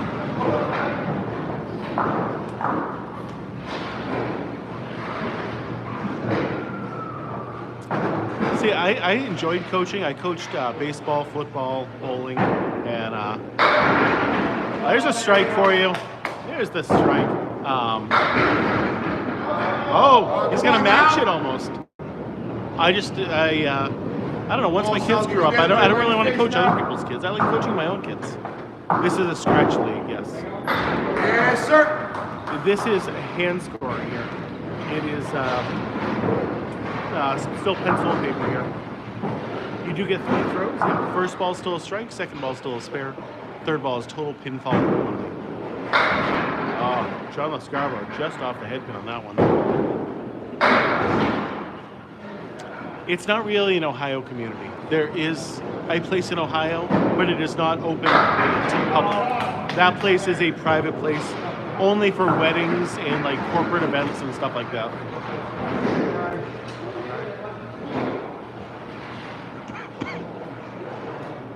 What do we get for minus 15, so Riverwalk's up 15. With 4 frames, with 2 frames to go from 4 bowlers.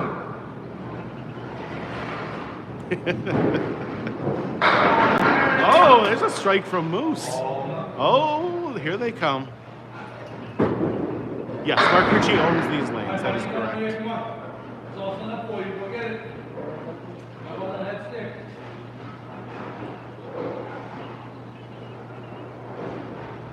That was a strike with a spare, is what it was.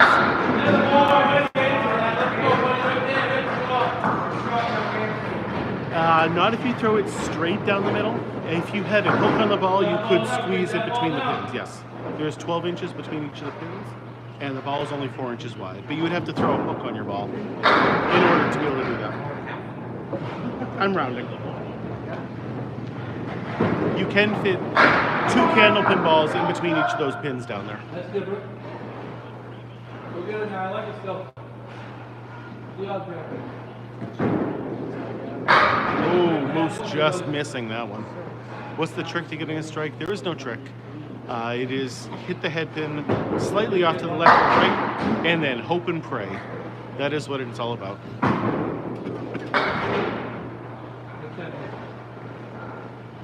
This is not a strike game. This is a spare game for sure, or even a 10 game sometimes. Oh, there you go.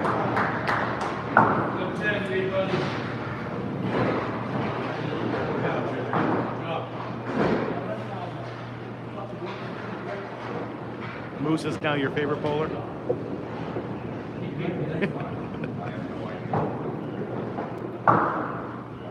Moose, you're Sam's favorite bowler now. His co-worker. He's putting the heart fingers up. Oh! Every single guy so far has started with a strike. No pressure on JT or anything when he gets up there. In Western New York, there's only one place you can do this in New York, and that is in Albany. This is the 9th and 10th frames of Game 2, yes. Uh-oh. Uh-oh. Shake it off, kid. Right back on the head pin. Let's go. Big finish here. Oh, his boss. Oh, okay. Whew. No, just his co-worker.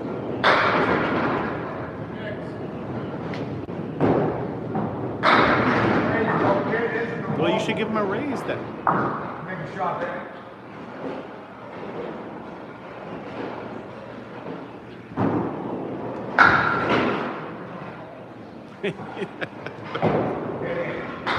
Oh, man. One more spin. Roll one more spin. Yeah, baby.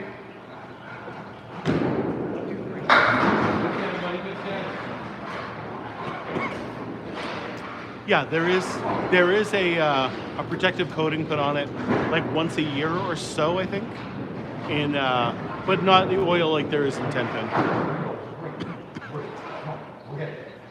All right, JT's up now.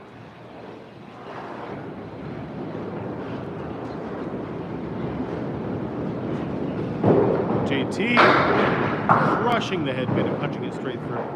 What makes me a semi-pro? I'm better than most average bowlers. In most regular leagues, I would be one of the best bowlers in a regular league, but I'm also not quite as good as these guys. So, for a while, I was part of a professional Candlepin league called the Atlantic Candlepin Singles Tour, and I was in the B division. So the A division was the pro bowlers, the B division was the semi-pros, and C was good league bowlers. And so that's where all that came from.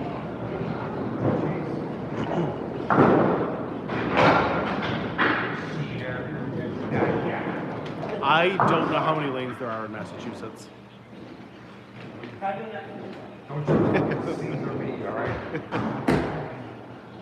Replay, no good. No good.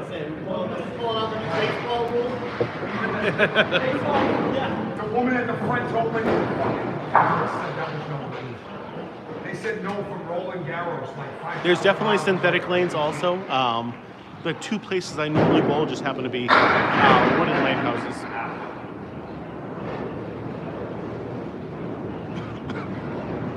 I don't even know how many. I would say there's probably 20 or 30 different Candlepin houses in Massachusetts, but I could be very wrong.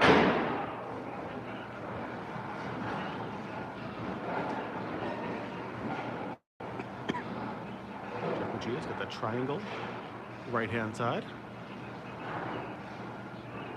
That is a question we get all the time, Renee, all the time.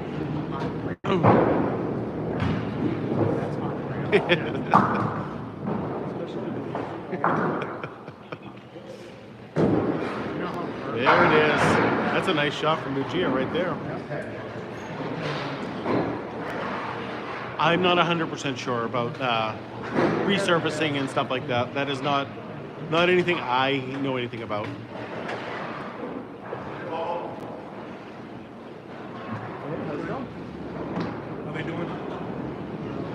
They're both going to be up one. Depending. Lafayette won game one. It's close right now. Yep. Last two boxes. That's right. Yeah.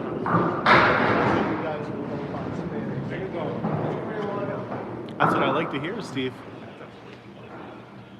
That's one thing. Like Candlepin bowling has so many memories involved in it. I remember watching Candlepin bowling with my grandmother on Saturday mornings. That was just a thing that we did. I don't know. What is this? This is called Candlepin bowling, and it's the best kind of bowling there is. Pilgrim Lanes was great. It's a parking lot now, unfortunately. We are the only ones here right now, yes. This is a men's league, Carlo, so tonight there will be no women on the teams. See you later, Sam. Good to see you, buddy.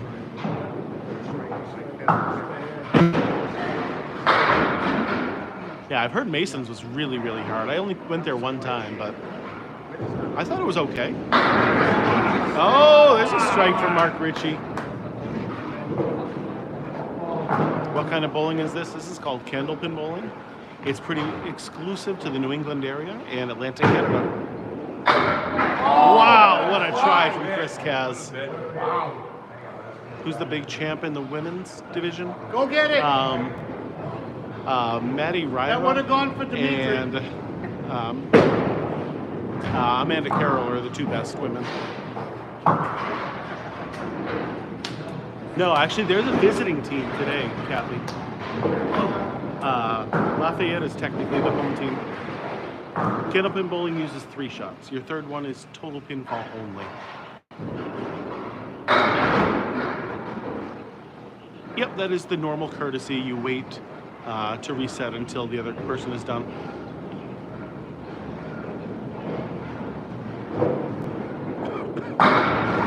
Wow, what a shot there from Mark Ricci. Yep, that is mostly just Candlepin courtesy. Sorry already. Tell people to go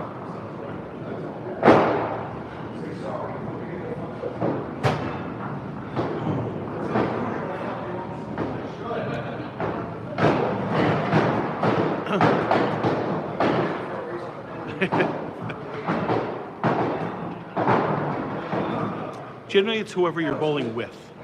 And so if there's somebody on your right, you still wait for them to do their...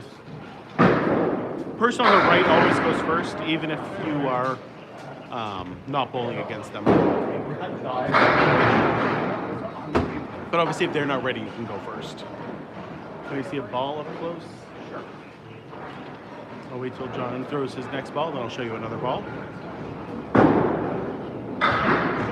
This is what, there you go, Candlepin ball. This is a house ball right here. Hold it right in your hands, just like that. See? It is very quiet here tonight. There's no open bowlers right now. Balls, yeah, weigh between 2 pounds 4 ounces and 2 pounds 7 ounces.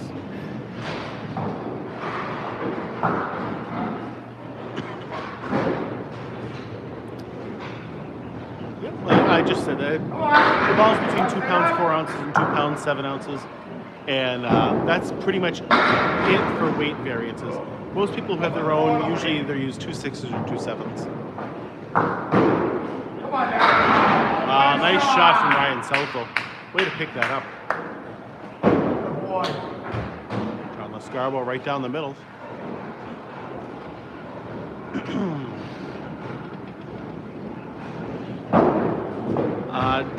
Generally, when I release the ball, I want it to come in. Ooh, shoot! Sorry. I want it to go in between those 2 fingers. So when I'm releasing it straight up, I basically want to give the head pin the middle finger when I'm releasing the ball, and that's the way I do it. Alright, just let's go get it now.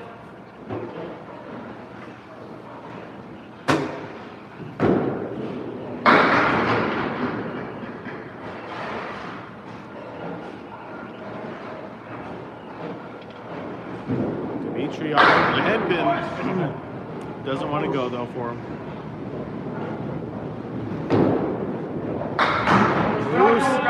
What a shot from Moose. Incredible spare right there.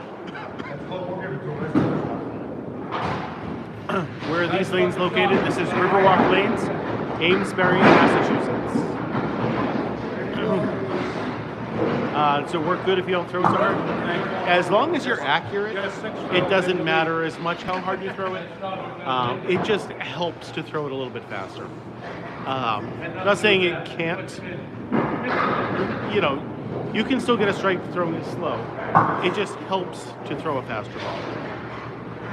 That Messenger was huge. Bruins have been bad, haven't they? Come on, D, right here, buddy.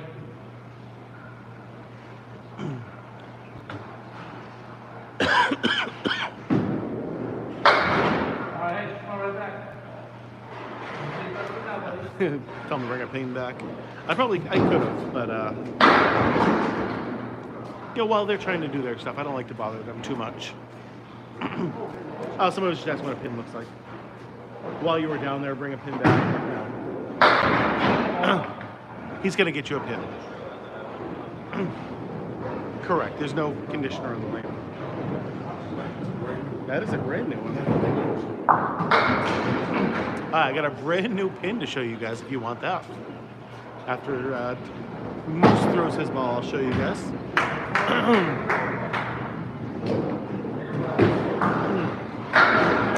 So this is what a brand new pin looks like. It's really big. It's a lot bigger than you might think.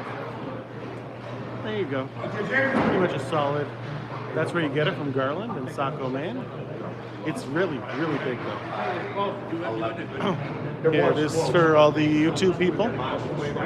Very, very big as you can see. I got pretty decent sized hands. Yep. That's what it looks like.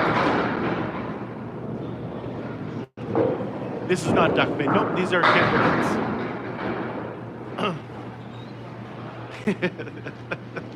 What made us? This is normal bowling for us. So, 10-pin bowling is pretty much the big ball bowling, and it is it's strange.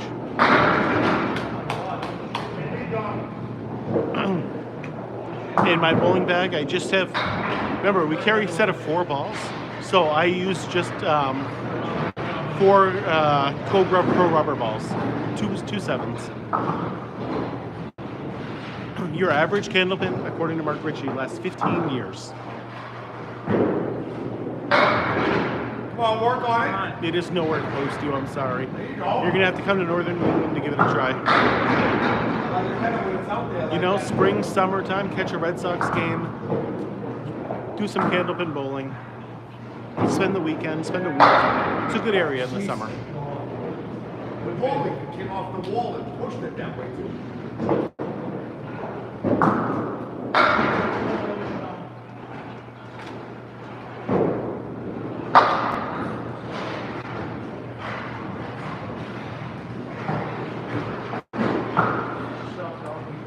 I do. When we bought them ones a couple of years ago, I took a whole box of 20 and I hid them. Okay. There's like one there, I've sold like 2 of them, but there's one. I don't know why, I do shit like that. Like, I buy them, that's big, like, no sense. I buy 2. I built one and then I put it in the right here. Big collection of video games, baseball cards, bottle caps, so this is out here, this, I collect. I buy a box of unnecessary things, yes. Yes. But you never know where you're going to need extra anyway. Oh, there's already extras. Oh, okay. So that was just for your collection. Yes. Ooh. Anyone ever close to the 245? The most recently, there's been a couple of 200s. PvP through 220, I think.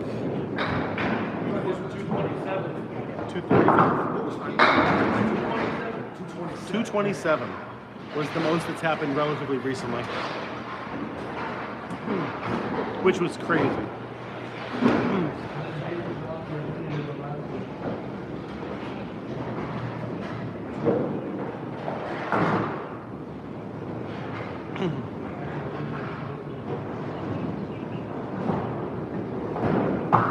Oh, Thomas, thank you so much.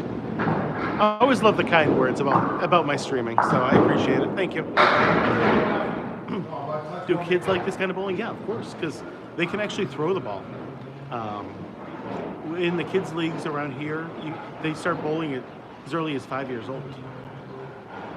And it's kind of hard for a 10-pin bowler to, start learning to bowl at 5 years old. There you go. It's behind me, big kahuna.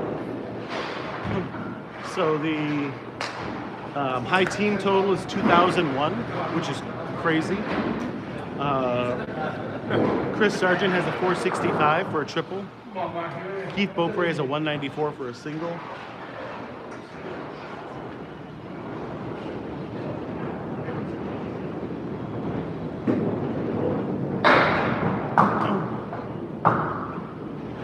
Just make sure you give me a follow. That way you can see it again sometime soon. Always good to have new people around. Yes, there are bumpers if you want if you want them.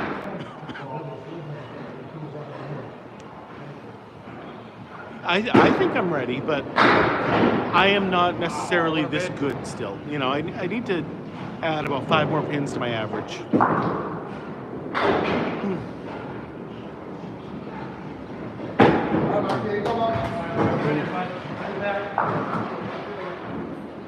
What kind of bowling is this? This is called Candlepin bowling, and it is the best kind of bowling there is.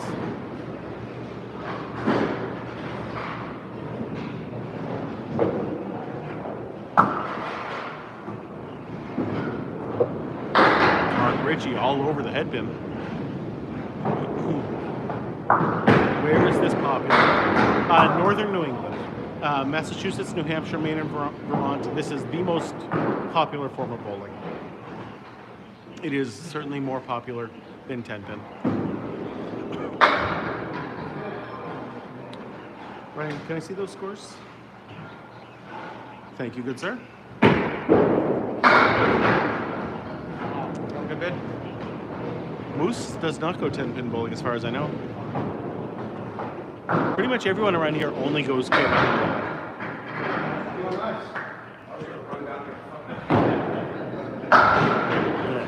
TikTok people, here's the scores for game 2.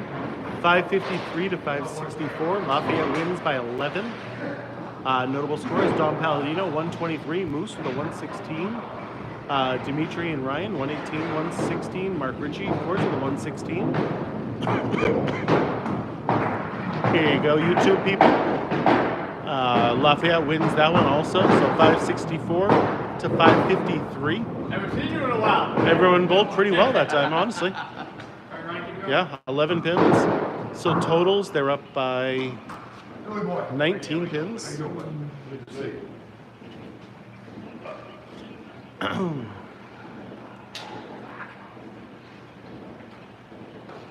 John Lescarveau, way off to the left, but got some working pins up there. I mean, I would expect them all to break 100, but, you know, sometimes they don't. You generally don't want to throw a curveball. Right in the middle. Right in the middle. Curving slows your ball down, and we generally want a faster ball to get more pin action. That's what he was asking. That's what he was asking. Where to hit that pin. When you say right in the middle, the 3 pins, you should have thrown it He in the wasn't middle. looking at the 3 pins. Like I explained it to you. Here we go, John. Let's see here. Let's go. It is 2 points per game and 2 points for totals at the end. So right now they have 4 points out of a total 8. And because the league, you know, it continues on each week. Correct. 3 shots per frame. First ball is still a strike. Second ball is still a spare. Third ball is total pinfall only. That was just the 3-pin, by the way. Oh, nice spare, John Lescarveau.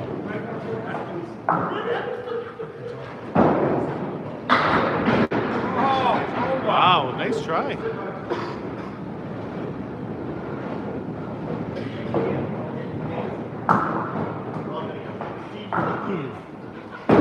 All more teams.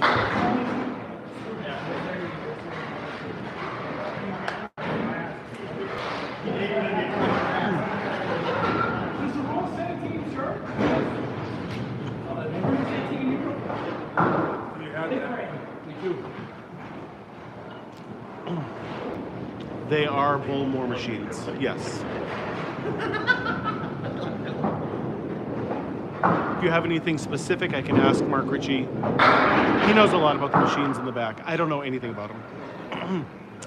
I am actually going to be working on some tutorial videos tomorrow, believe it or not.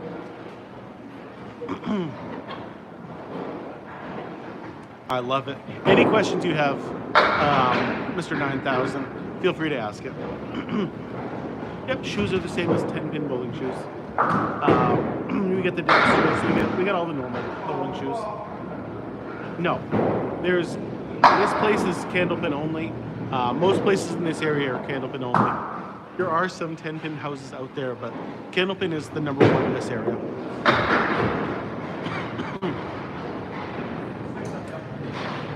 Yep, regular bowling shoes. Yeah, is that what's going on, Sean? Is that why you're not here? You're injured? There you go, take it in. I knew you were like away on vacation for a little while, so I just assumed you were still out and about.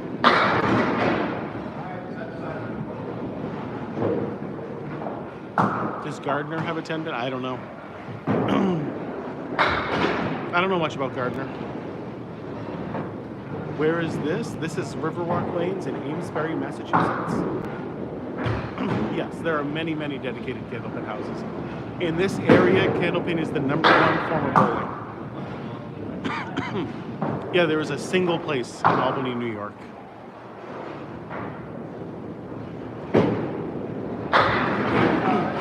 Your average pro bowler throws about 1 strike per game, Shane.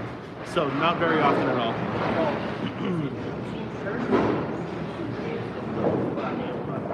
Yeah, Apex Gaming in Albany, New York is the only place that has any Candlepin at all in New York. But if you guys can see that, Hey, welcome from Greece.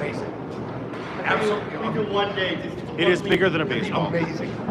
I've never seen a team do that, like ever. There's been a What few county? guys that have shown Essex up County. like with pants like that, like loud pants. Corey's son Artie. Scoring is almost the exact same as 10-pin bowling. First ball still being a strike, second ball still being a spare. Exactly. Third ball is total pin ball only. No, definitely, yes. Because that is the name of 10-pin bowling. It's just literally the name of it. This is called Candlepin bowling. There's duck pin bowling, 5-pin bowling, 9-pin bowling. That is why I call it 10-pin bowling. What's the biggest Candlepin tournament of the year? It is the men's worlds and the mixed worlds.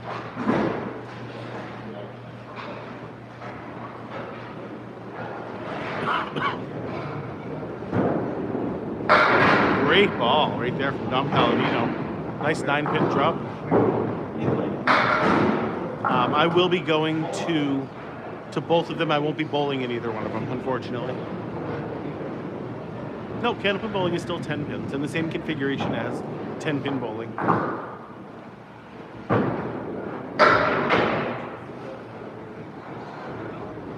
Ten frames.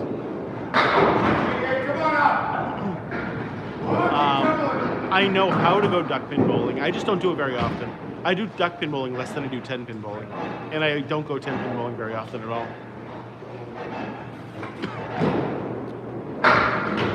Well, Nick, we don't call this Candlepin bowling. If I were to ask a friend if they wanted to go bowling, I would say, do you want to go bowling? But I would mean Candlepin bowling. If I wanted to go 10-pin bowling, I would say, do you want to go big ball bowling? Because this is normal bowling here. I would actually have to spell out if I wanted to go 10-pin bowling. Because this is bowling. And that's it. I know, it's me. I'm sorry, Scott. I got cough drops. I'll have one now.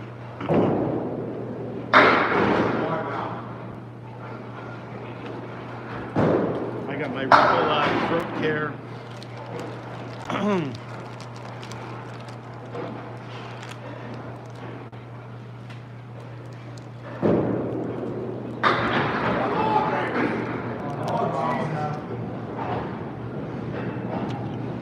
Why don't they clear the wood? They don't have to. We actually get to use the fallen pins to make our spares and our tens. Wow, what a shot from buggea. He has a little bit of a backup ball. Yeah, he does. Mrs. Magic told me it was the best one because it had so much menthol in the middle of it. So I do whatever Mrs. Magic tells me.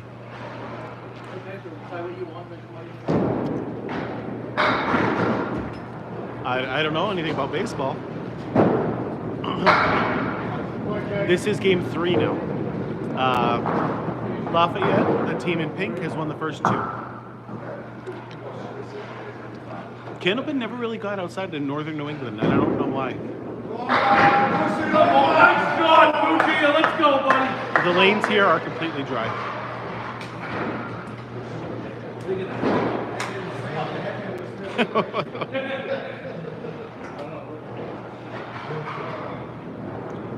It is the only type of bowling that doesn't clear the wood. That is correct.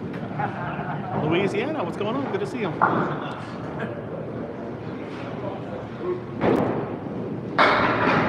Riverwalk Lanes is in Amesbury, Massachusetts. It is one of the cheapest bowling alleys you can go to.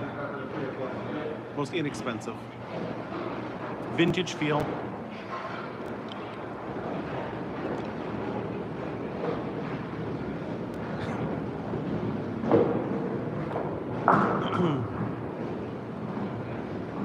Ben, man, what's happening, buddy? Good to see you.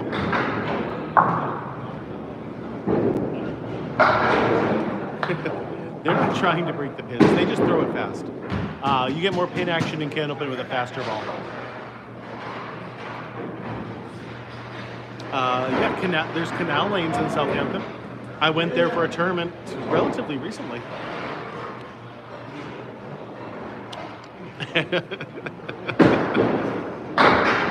Trust me, if Jeff got that tattoo, it would be very fitting for him. Very, very fitting.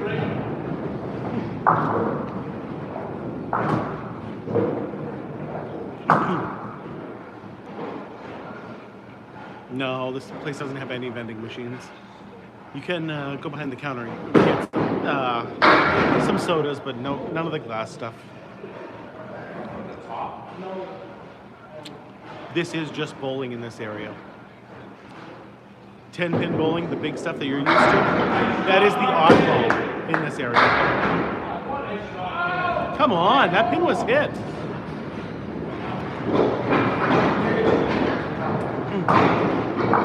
Oh, no. All falling down again. Do the shape of the pins have anything to do with the difficulty? No, it's mostly just, I mean, it's the size of the pins. They have a 3-inch base on them, and we have a 4.5-inch ball. And it's just hard to get a strike with that.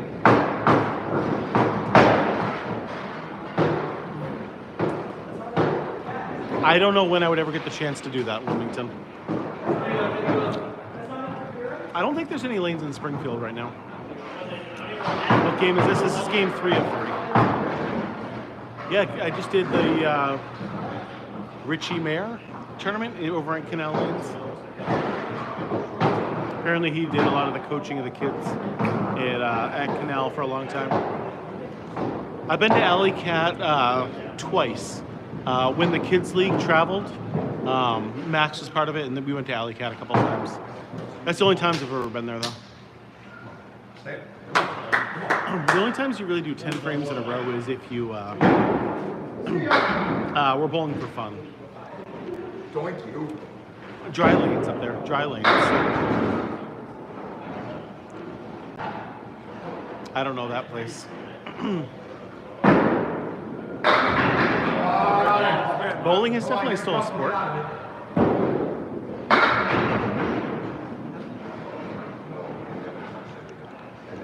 Quarter Worcesters just keep happening. So. There's a Pro Series, yes. And that travels around to different places. It's not quite the same as the Pro Tour in 10-pin. But yeah, there is a Pro Series. How do you go about joining a league? Call your local bowling alley and just join a league. It's easy. Almost, even still, even though the season's going to end soon, there's a bunch of teams that might be short a bowler and they just need somebody.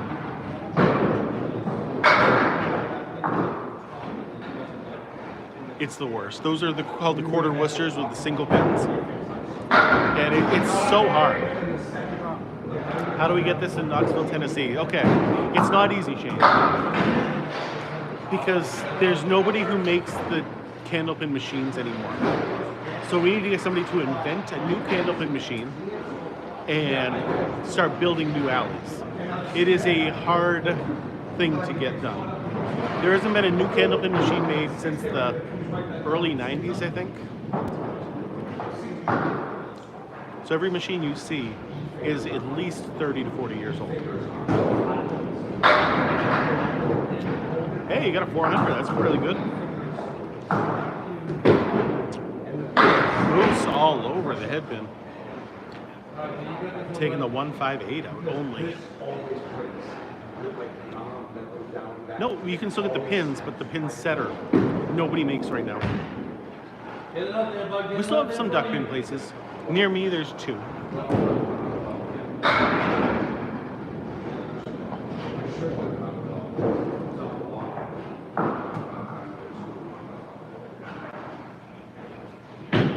Dimitri on the headpin, just the headpin.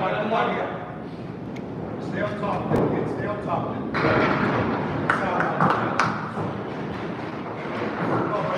I think AMF was the last one, yeah. But basically, we just need someone with some money to really take an interest in this sport and realize the potential that it has. Average for a beginner, I mean, honestly, like a 75. If you're gonna be regularly bowling and just starting out, 75 is probably about right for your average. And then the more you practice, the more you're gonna get better. Candlepin bowling is very, very regional. So if you've never been up to northern New England, you might not have ever seen it before. Amen. That's what we need. We need some of that Doge money. 100%.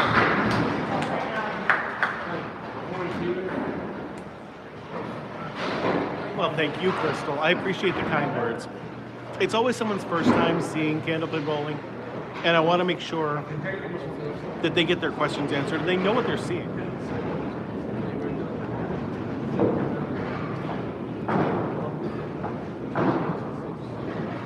You guys are making me blush. Come on now. There it is. Ball. Paladino hitting the headpin. Ooh. Okay, single pin for JJ, just the 5 pin. All over, straight down the middle. Is this as expensive as 10 pin bowling? It is cheaper. It is cheaper to bowl. Not by much, but it is a little bit cheaper. What's the difference between 10 pin bowling in this and duck pin bowling in this? 10 pin bowling is obviously the ball size and pin size are different. And we get 3 throws instead of 2. No oil on the lanes, and we leave the fallen pins up there to make our spares and our 10s. The difference between duck pin and this is obviously ball size, pin size, and we leave the fallen pins up there. Duck pin clears their pins. Scoring is the same though. High single of this is 245. It's happened twice. Ralph Sem and Chris Sargent.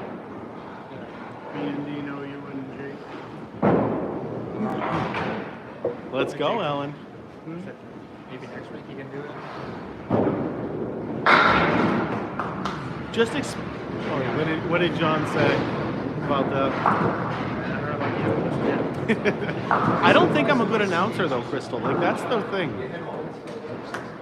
Like I'm good with you guys. I enjoy talking to my chat.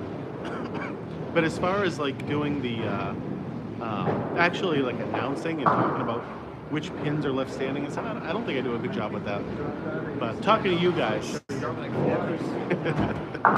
talking to you guys, I like doing. I mean, that's correct though.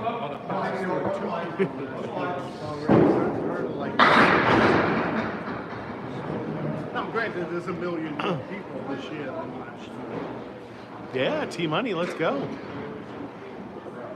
You should come out of retirement. You were a decent bowler. T-Money is Dom Paladino's dad, by the way.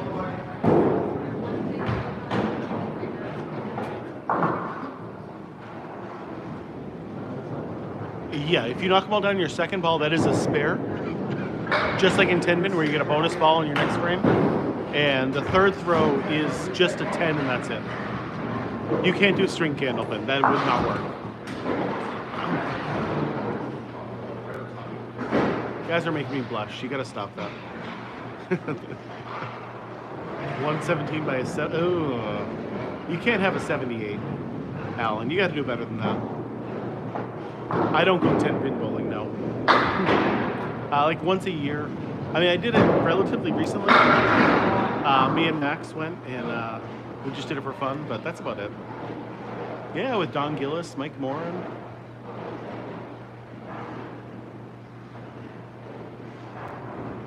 They seem to like it in 10 pin, though.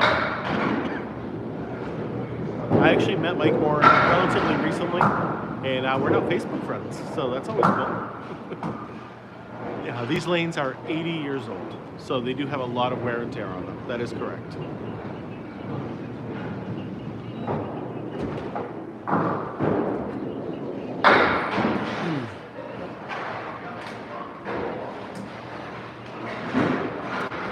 In this area, though, I don't have to recruit for Candlepin.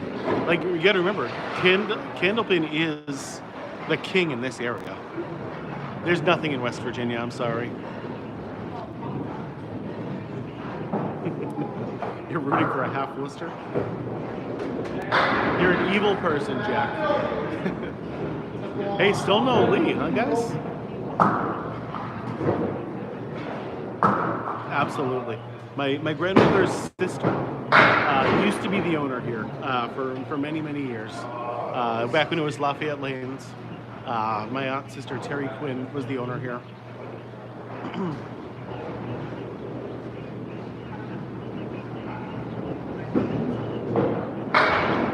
Yeah, we don't have a top or bottom on our pins. It is the exact same on both sides.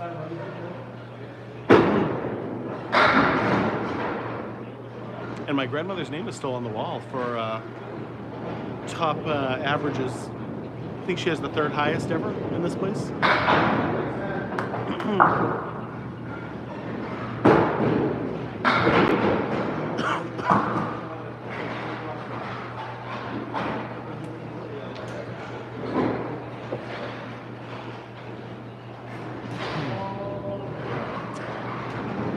Let's see, Gene Shannett. Let me go look at what it was.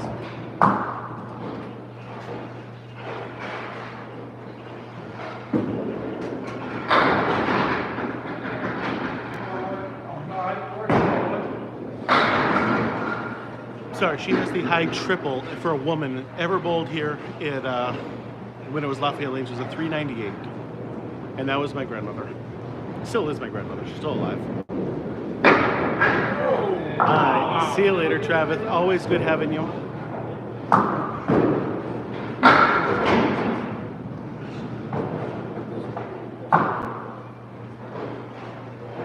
Yeah, 398 for a triple is very, very good. I've only done that one time in my whole life, so that's what I did, Brandon. That's what I did. Just gave it up on that one. Why did you tell me to try hard? Lee is MIA tonight. We don't know where he is. She does not bowl anymore. She's too old to bowl now. She has trouble walking now, so bowling is out of the question for her. No.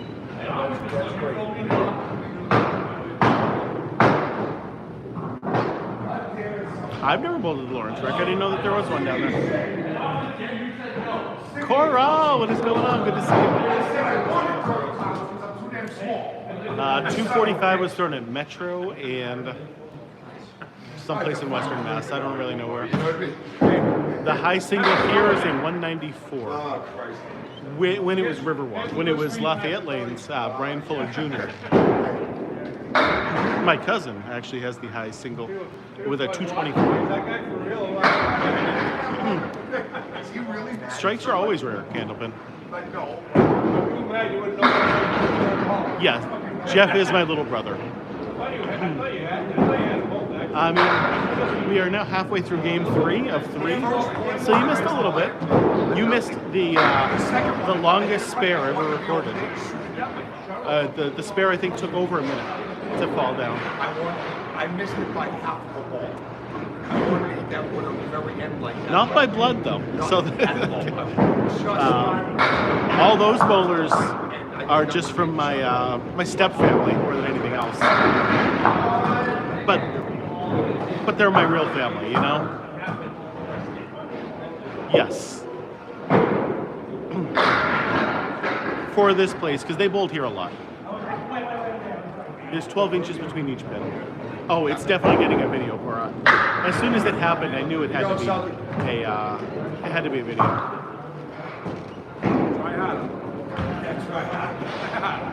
Yeah, these lanes are 80 years old. They do take some wear and tear over the years.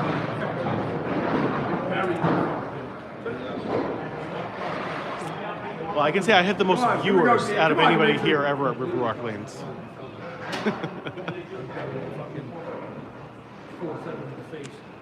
No, I did not. So really, I didn't really start traveling to bowl until like 2019 or 2020, somewhere in that area. That's when I started taking Candlepin bowling more seriously. I bowled in leagues and stuff when I was younger, but didn't do any tournaments until like 2019.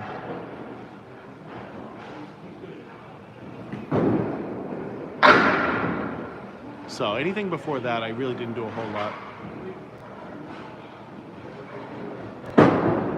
That's a great ball. No reason those didn't go down that time. Moose missing off to the left.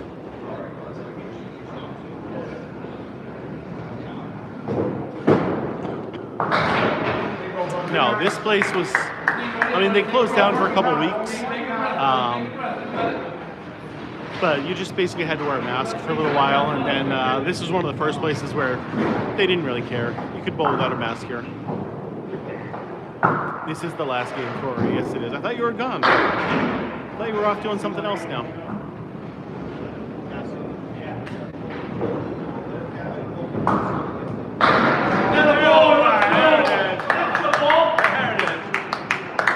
And we are in the 7th and 8th frame of game 3.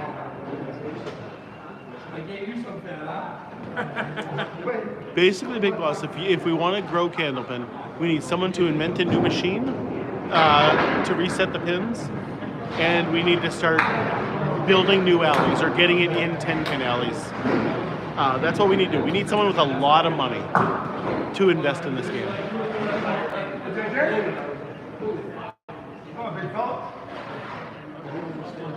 Hi, Dom Paladino on the right, Jt Tourigny on the left.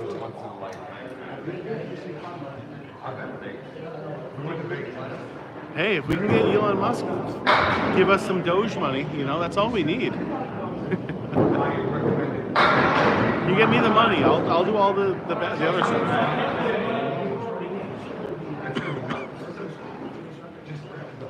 I don't know. That could be what happened, or a lot of the times, a lot of these bowling alleys have older owners, and nobody wants to take them over after.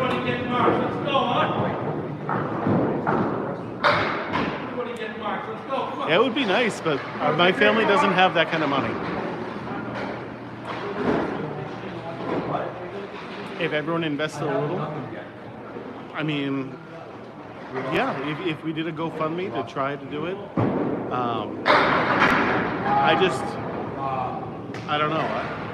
We could try it, I guess. I just don't know if we'd have enough money and exactly how to do it. Highest score someone's ever had is a 245.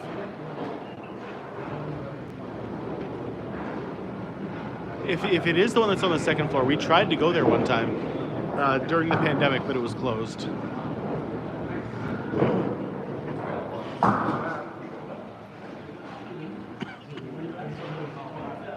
Yeah. We're still doing all that stuff.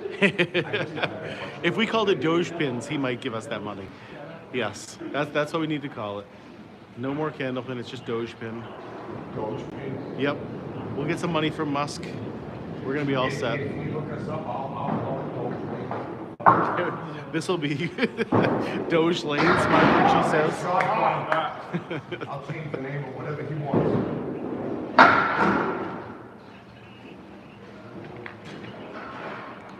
Yes, it did roll up the alley and then had to be cleared off after.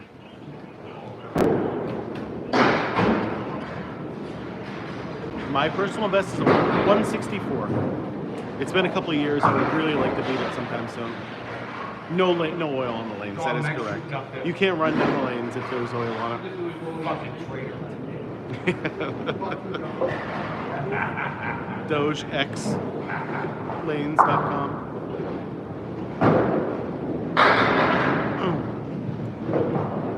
I mean, it would basically need to get property, some investment to make the machine. I don't know how much that would cost.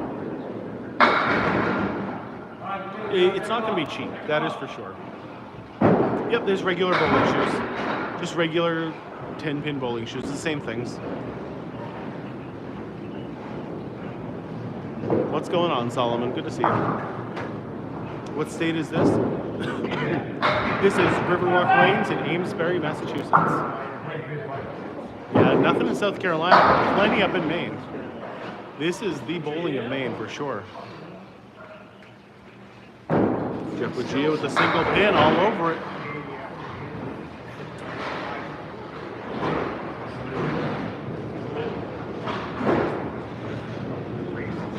That's what you gotta do.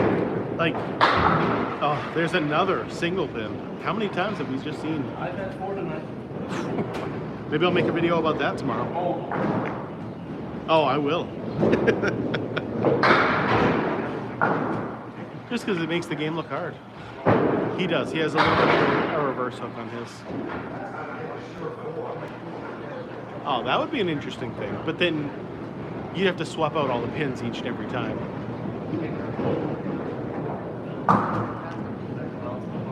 I think I've heard that there was some in Florida, but it was so hard to get the parts that they stopped doing it.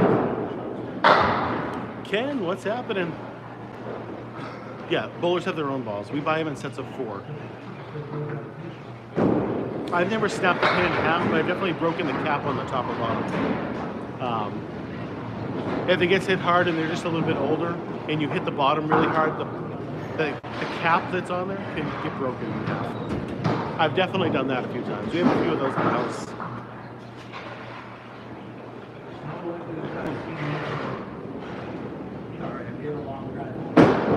It is a long drive home. Are we going to be okay?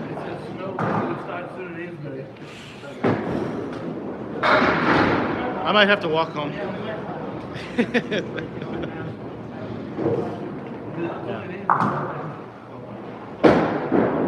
The frame are we in? This is the final 2 bowlers of the 7th and 8th frame of game 3. 60 feet long.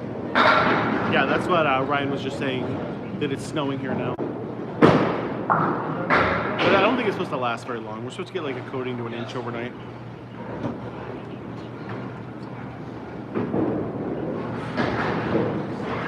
That is where the wood messes with you right there. Generally, Hoffman, speed helps on your ball here. Generally. There's no oil patterns because there's no oil. Yep, teams earn money. This is a league. It is the pro league. And at the end of the season, there's 2 halves. They make money during that. I'm just watching tonight. I can't wait for the first 60-degree day around here, Crystal. We had a 50-degree day yesterday and the day before. I was out in shorts and a t-shirt. I felt so good.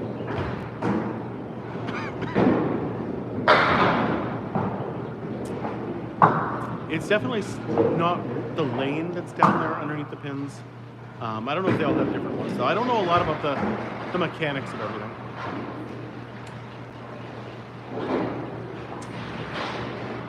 I will let you know in just 1 second, Jeff. It's almost time for a coffee, yes.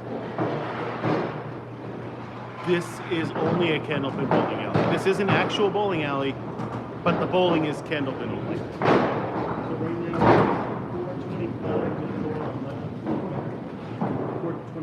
So Lafayette 12. Riverwalk is, or Lafayette is out by 12 right now. 50 degrees felt amazing, let me tell you. So yes, pink shirts are winning by 12.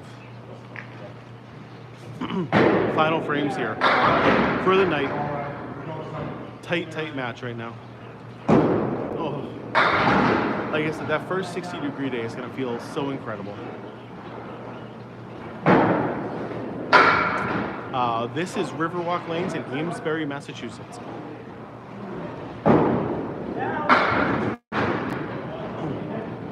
Tuesday night, I will be recording my league. And Sunday morning, I will be doing the King of the River tournament here at Riverwalk Lanes.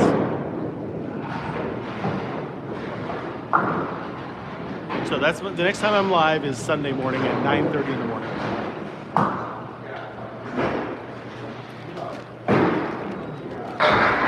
King of the River. Let's go. Yeah, we're not hitting 60 here tomorrow, that is for sure.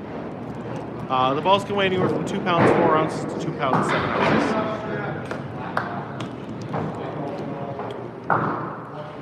Amesbury is the smallest city in the state of Massachusetts. I believe we have 18,000 people who live here.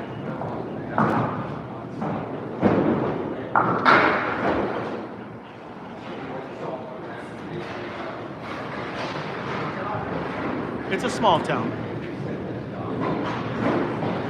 I am. No, it's an actual cough drop. Oh, Ryan Southall with a 189 right there.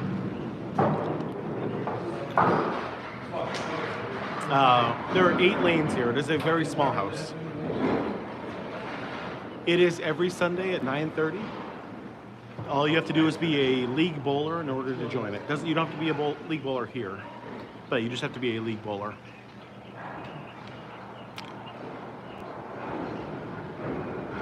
Yep. If a house was built before pin setters, before the automatic pin setters, you'll see the ball returns on the outside because of the kids who would work in the back and return all the balls that way. The big Moose on my team for that tournament. Moose is a great bowler. What's your average have to be considered pro? Generally at least a 110, but generally a 115 to a 120. Who had a 189? Nobody here.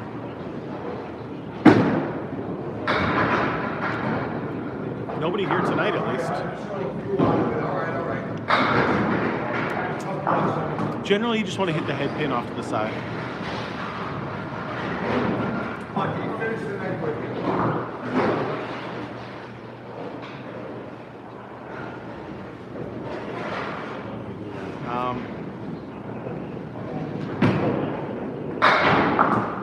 I don't know, maybe I did, but I don't remember saying that.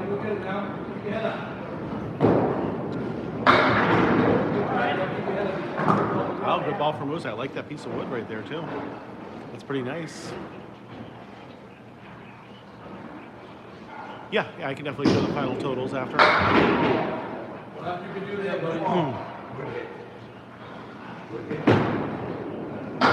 Moose going right at it. Yep, you can definitely come in here and do open bowling. If you want to come in right now, there's open lanes available. Never mind, there's no open lanes right now. Nothing you can do there, buddy. As soon as this is over, he's going to close it up.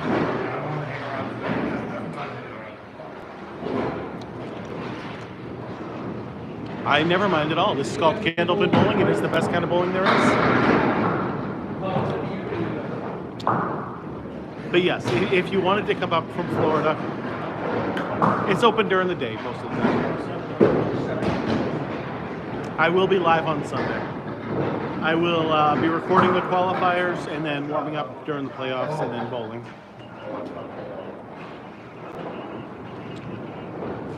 That does not count for Don Paladino up there. He was clearing the lanes, just so you know. The Norwood Sports Center. Is that still around?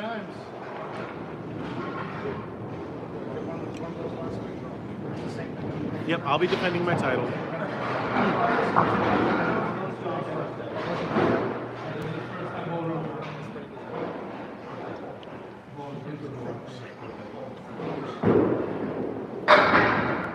Yeah, there's not too many gutter balls, especially in the pro league. You'll see it a lot more in the casual leagues. You'll see more gutters. It's been around since the 1880s, believe it or not. The Candlepins themselves are 2 pounds 8 ounces.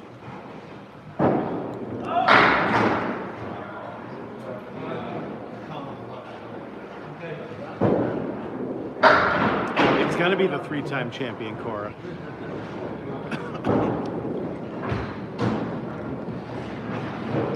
Generally, you want to have all the same big kahuna. For the main reason, it's about consistency in Candlepin.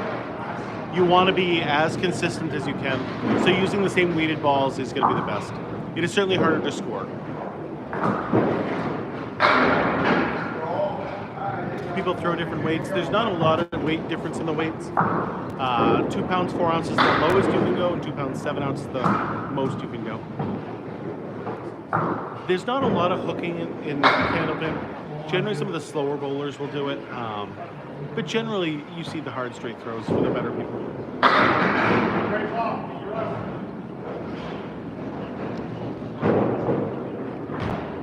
JJ off the 5-pin right there.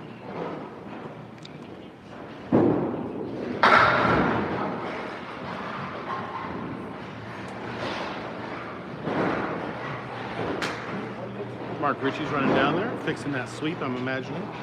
It is a little angled, so just needs a little bit of an adjustment.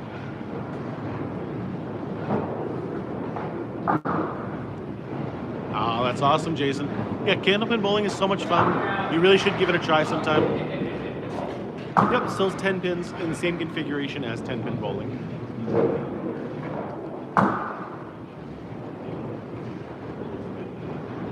It was in the 70s, 80s, and 90s, and then it's now off of television. I don't know why. Now you basically have me and Candlepin Bowling Network, and that's about it. Next tournament is Sunday for the King of the River. I do know Jeff. Jeff is my little brother. No. Jeff is my actual brother.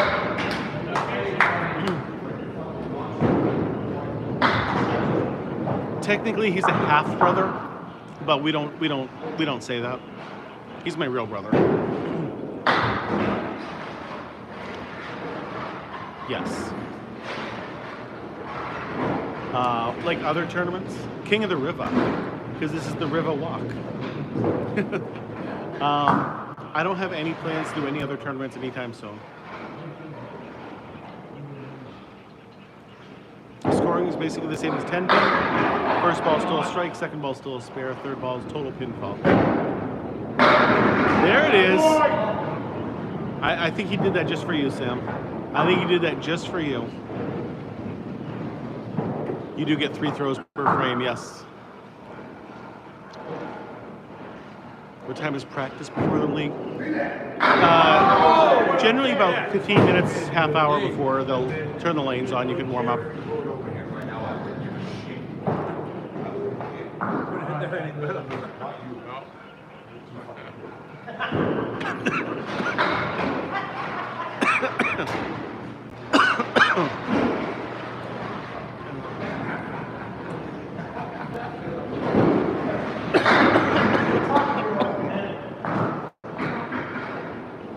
That cough was bad.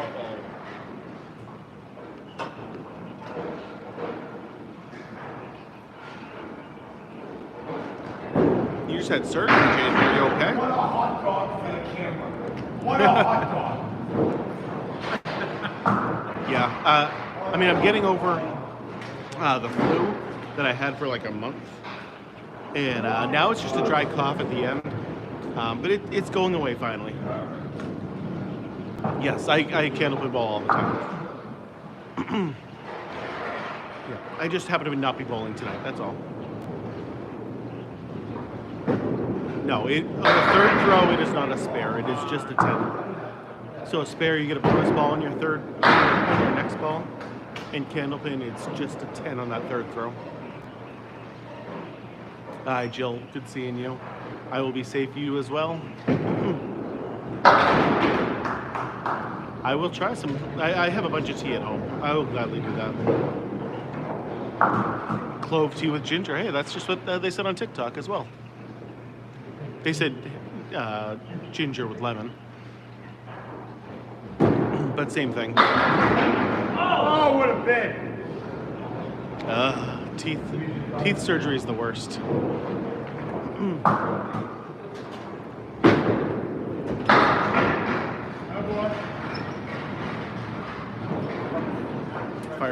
works. I have that at home too.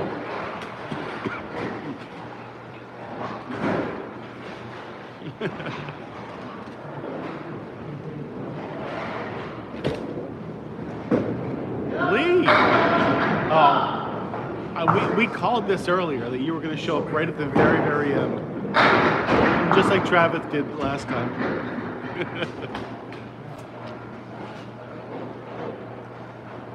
Tonight, this is the Travel League, so there's only 2 teams here right now.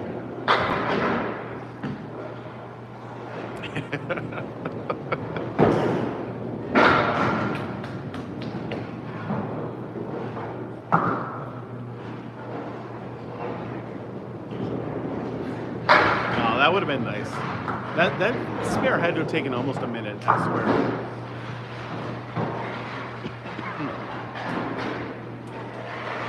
Dry socket is the worst if you get that.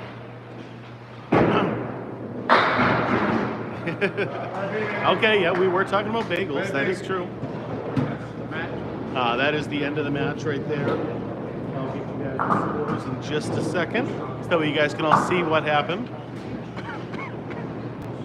This is normal bowling for us, but it might not be normal bowling for you guys.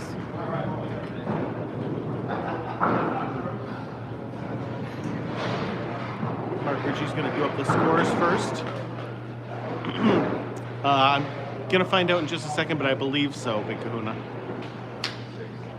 You want to see what the ball looks like again? Yeah, this is the ball right here. That's what it looks like right in your palm of your hand. JT, good job tonight. Sam did get to see your strike at the end. Thank God. Yes. I think that I wanted you to. JT is so handsome. I need to see that one. I think I don't know, that one looks fast too. I'll check it out. I'll check it out. Candlepin bowling is the best kind of bowling, Ken. Dimitri, a freaking fireball. Saved your job. Dimitri, you're still on the team for New Hampshire. Right?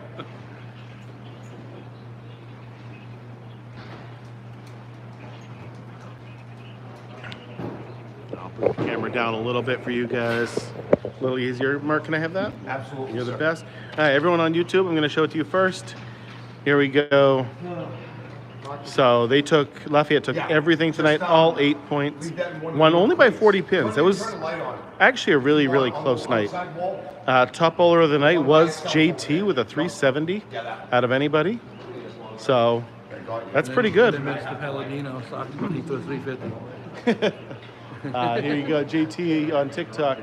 Top bowler with a 370 out of anybody. Everybody broke 300 at least. That's always a good sign. But that's it. Is that Paladino guy the artist on TikTok? I don't think so. But everyone on YouTube, thank you all so much. You guys were awesome. I'll see you guys Sunday morning for King of the River. Have a great night. Jeff, thanks for modding.